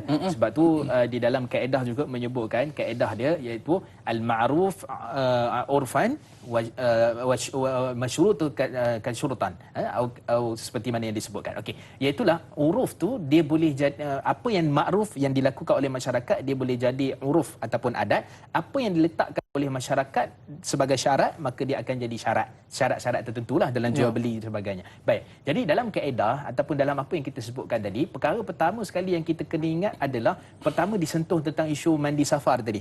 Mandi safar ini sebenarnya memang saya tak nafikan zaman dulu memang orang buat, tapi sekarang ni tak ada dah. Tak ada dah. Sebab tu kata Imam Ibn Hajar Al-Asqalani dan ramai dalam mazhab Imam Syafi'i, acara-acara mandi safar dan sebagainya telah pun dibahas oleh para ulama sebagai bulan-bulan tertentu ataupun kita kata menghilangkan perkara sial, contohnya tahyul dan sebagainya. Maka pada waktu itu kita kata mandi itu sendiri asalnya tidak disyariatkan daripada sudut hadis ataupun nasnya. Sebab tu kata Imam Ibn Hajar, satu ulama besar dalam mazhab Imam Syafi'i, amalan ni tak termasuk dalam amalan sunnah dan dia sekarang ni alhamdulillah telah sikit demi sedikit tak ada orang buat dah. Tak ada orang pergi mandi safar pun tak ada dah. Maksudnya zaman dah berubah, orang dah ada kecerdikan, ada ilmuwan, ada pendedahan dan sebagainya. Alhamdulillah perkara itu tidak lagi berlaku. Alhamdulillah. Dan isu juga kita sebut tentang ibu mengandung jangan pergi memancing. Kalau memancing nanti mulut jadi sumbing. Jadi semua ni perkara-perkara yang kita kadang-kadang banyak baca buku. Jadi bila baca buku tu, buku yang mana? Buku yang kita duk cerita-cerita seram apa semua tu. Itu isu dia. Tapi sebenar hakikatnya kita kata setiap perkara yang berlaku keizinan Allah Subhanahu Wa Taala. Maka kalau kita kaitkan buang sial, perkara ni nanti akan jadi begini-begini, maka sebab tu dia ada kait dengan akidah tadi. Bila kait dengan akidah maka dia jadi isu dalam isu berkaitan dengan bab akidah. Jadi akidah ni nak tak nak dia mesti tulen, mesti bersih, tidak ada unsur-unsur khurafat, perkara-perkara sial, tangkal, tahyul dan sebagainya ni dia tidak boleh untuk kita letakkan sebagai satu guideline dalam perkara berkaitan dengan akidah. Maksudnya kalau kita buat contohlah, kita katakan kita pergi mancing, kenapa tak pergi mancing? Pergi mancing ni sebab apa, hari sekian-sekian. Contohnya apa ni hari nak hujan ataupun air besar. Okeylah. Tapi apa begitu kata nanti anak ni jadi sumbing. Anak ni nanti lahir songsang contohnya kalau pergi mancing. Yang tu ada perkara-perkara yang unsur-unsur yang mistik, perkara-perkara yang tak sepatutnya, maka kita kena elakkan. Tak nampak. Jadi perkara gaib, perkara tak nampak, maka pada waktu jangan dikaitkan dengan agama kita. Jangan dikaitkan dengan adat. Dia mesti adat ni perkara pertama dia sandar dengan hukum. Hukum tu betul dan sebab tu kita sebut tadi dah. Adat bersendi hukum, hukum bersendi kitabullah. Itu kaedah asalnya. Jadi bila kita pergi kepada perkara tu maka kita dapat faham bahawa Allah Subhanahu Wa Taala membenarkan kita dalam syariat adat dijadikan hukum tapi ada syaratnya. Tidak berlanggar dengan syarak, mesti diamalkan oleh orang ramai dan juga dalam berkaitan yang kita bincangkan sebelum tadi. Jadi jaga-jaga akidah kita. Bila berkait dengan perkara tadi kita kena pastikan jangan ada unsur-unsur yang boleh menggagalkan ataupun menjadikan kita punya akidah ni daripada satu sumber yang tidak diketahui. Banyak tengok novel seram menurut saya. Itu terpengaruh tu. Baik Ustaz, kita nak berbalik kepada soalan kita sebelum rehat tadi berkaitan dengan hantaran Ustaz. Kadang-kadang bukan sebab tak laku, sebab apa, bukan sebab tak lawa, sebab hantarannya tinggi sangat. Persoalannya, hantaran ni duit siapa? Duit pengantin perempuan ke? Duit mak ayahnya untuk buat kenduri Ustaz? Silakan. Bismillah wassalatu wassalamu ala Rasulillah. Kita pergi pada pokok yang awal, sebenarnya duit siapa kenduri tu? Duit siapa sebenarnya kenduri tu? Adakah duit daripada hantaran lelaki? Adatnya daripada hantaran lelaki. Sebenarnya daripada hukum syarak, dia tidak ada ketetapan daripada lelaki ataupun perempuan. Cuma lebih baik ahli keluarga wanita, pengantin perempuan, pengantin lelaki bergabung daripada sudut untuk kita sama-sama. Kerana kita nak bagi orang makan, bagi makan kan sunnah, lebih lagi mengadakan walimah. Jadi kenapa kita tak turut sama untuk mendapatkan pahala? Betul. Kenapa kita hanya sekadar mengharapkan hantaran itu? Saya bukan cerita sebab saya lelaki, kita anti kepada ni, bukan. Ceritanya kalau kita bergabung, kita sama-sama nakkan pahala, keluarga perempuan, keluarga lelaki, itu lebih baik. Bagi makan orang. Dan itu sunnah Nabi SAW yang sangat Nabi anjurkan. Sebab tu kata Nabi SAW, it'amut ta'am, kamu bagi makan orang yang kita nak bagi makan ke orang lah. sunnah, dia boleh menjadi ruang untuk kita masuk ke syurga. Ya. Jadi ini antara pahala yang besar. Jadi biar semua tu ambil keadaan tertentu untuk ambil tanggungjawab masing-masing. Semua nak sumbangkan supaya orang boleh makan. Itu satu sudut. Ya. Yang kedua, hantaran ni milik siapa? Asalnya kita kata hantaran ini daripada sudut asasnya kahwin dalam Islam ni memang betul. Kita kata mas kahwin je. Ya, mas Tapi kahwin. hantaran ni kita kena faham. Jangan kadang-kadang ada orang anti, dia kata apa susah sangat. Ayat Quran sudahlah. Cincin lah. Zaman Nabi mudah. Kita kata kita kena faham keadaan semasa. Kita nak raikan orang, nak bagi makan. So benda-benda seperti ni lah membantu. Ya. Cuma kita kata penetapan yang ni kerja sekian-sekian, yang ni ada degree, ada master, Ada degree, mahal sikit, Ustaz. mahal sikit kan. Yang ni kita kata keluarga berada-ada, contohnya mahal sikit. Kita kata asalnya penetapan ini sekadarnya. Maksudnya kita bantu dalam masa yang sama, kita nak bagi orang makan, nak gembirakan orang pada hari itu dengan hari yang kita kata sebagai raja sehari kan. Sehari je raja bukan 2 hari. Raja sehari. Jadi daripada sudut asasnya kita kata itulah kaedah, kita tolong bantu sama, bukan hanya sekadar mengharapkan daripada pihak lelaki ataupun perempuan pun, tapi kita bergabung keluarga lelaki perempuan untuk sama-sama memeriahkan majlis. Tapi duit sampul tu duit siapa pula Ustaz? Kan biasa kenduri kan banyak dapat duit sampul. Yang ni dipanggil salam kaut. Salam kaut. Jadi salam kaut ni sebenarnya duit siapa? Kita kata asalnya ahli keluarga, ada yang kata dah ni mak ayah punya. Sebab dia bagi kat mak ayah. Yelah mak ayah buat kenduri. Kenduri. Takkan bagi kat pengantin pula. Pengantin duk sibuk nak layan tetamu dan sebagainya. Ginilah tuan-tuan. Asalnya duit salam kaut ni asalnya budaya kita, adat yang baik. Maksudnya kita tahu dah family ni dia keluar duit. Jadi kita ni kurang-kurang bagilah RM5 kan. Bagilah sekian-sekian ni. Tak ada masalah. Itu adalah budaya yang baik, kita bagi hadiah. Bagi hadiah. Ada orang bawa tong gas contohnya. Kan? Ada tong gas. Ada orang bawa tuala, ada orang bawa aircon, ada macam-macam lah orang nak bagi hadiah kan. Jadi semua hadiah ni bagus dan baik. Cuma kita kata pada waktu itu kita faham ni kita kata sebagai seorang mak ayah lah, tak ada masalah untuk ambil. Cuma kita kata ni anak kita ni baru melangsungkan perkahwinan, rumah pun tak tahu lagi macam mana, persiapan dia lansia tak tahu beli ke tidak lagi kan, kereta pun tak ada lagi. So kita kata waktu tu kita mudahkan juga anak kita, kan, maksud daripada duit ada tu mungkin boleh bagi, mungkin boleh diperbincangkan. Jadi jangan ada timbul pergaduhan, satu untuk kau, satu untuk aku.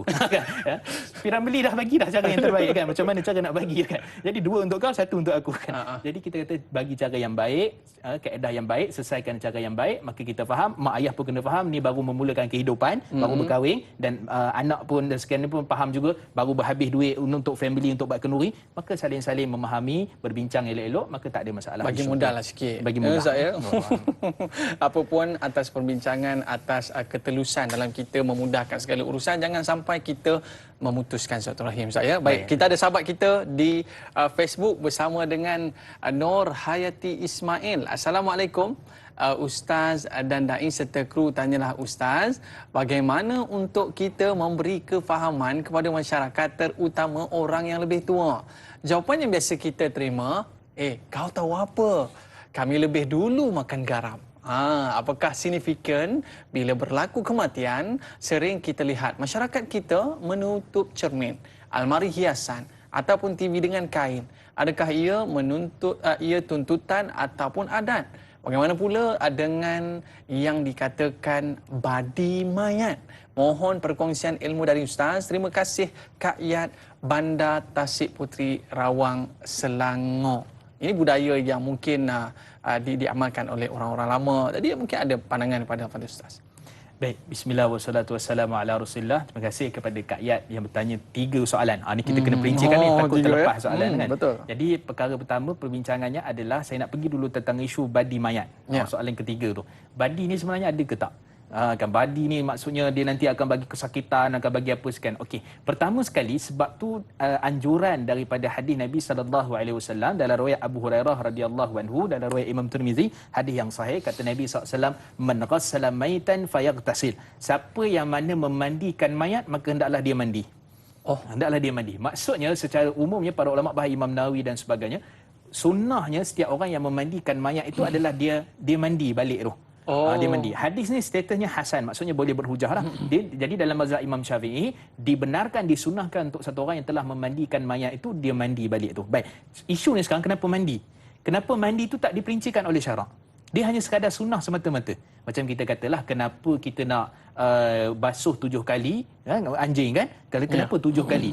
Kita kata tak abudi. Perkara ni hanya sekadar kita tunduk dan patuh. Kenapa solat maghrib 3. Kenapa tak 4? Itu semua perkara ta'abudi, kita tunduk dan patuh. Jadi begitu juga persoalan tadi, tak adalah pula Nabi suruh mandi tu kamu kena mandi, nanti kena badi mayat, kena badi tu kan. Tak ada perincian itu. Kita yang sambung. Itu yang sambung. Itu kita sambung hadis tu. Maksudnya hadis lepas tu tak betul. Yang hadis sebut Nabi kata mandi kerana itu adalah sunnah dan kita buat perkara itu insya-Allah dapat sunnah, ada kebaikan di situ insya-Allah. Baik, itu perkara yang soalan yang ketiga. Soalan yang kedua tadi, kita bincang isu tentang cermin.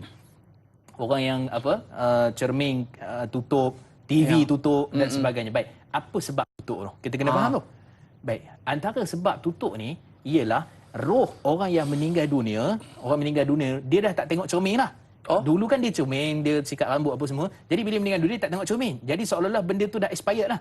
Dah habis tempoh. Jadi sebab tu kita kena tutup cermin tu. Kita kena tutup TV tu. Nanti ada roh-roh jahat akan mengganggu dan sebagainya. Yang itu isu dia. Roh jahat itulah. Roh mana tu? Kan?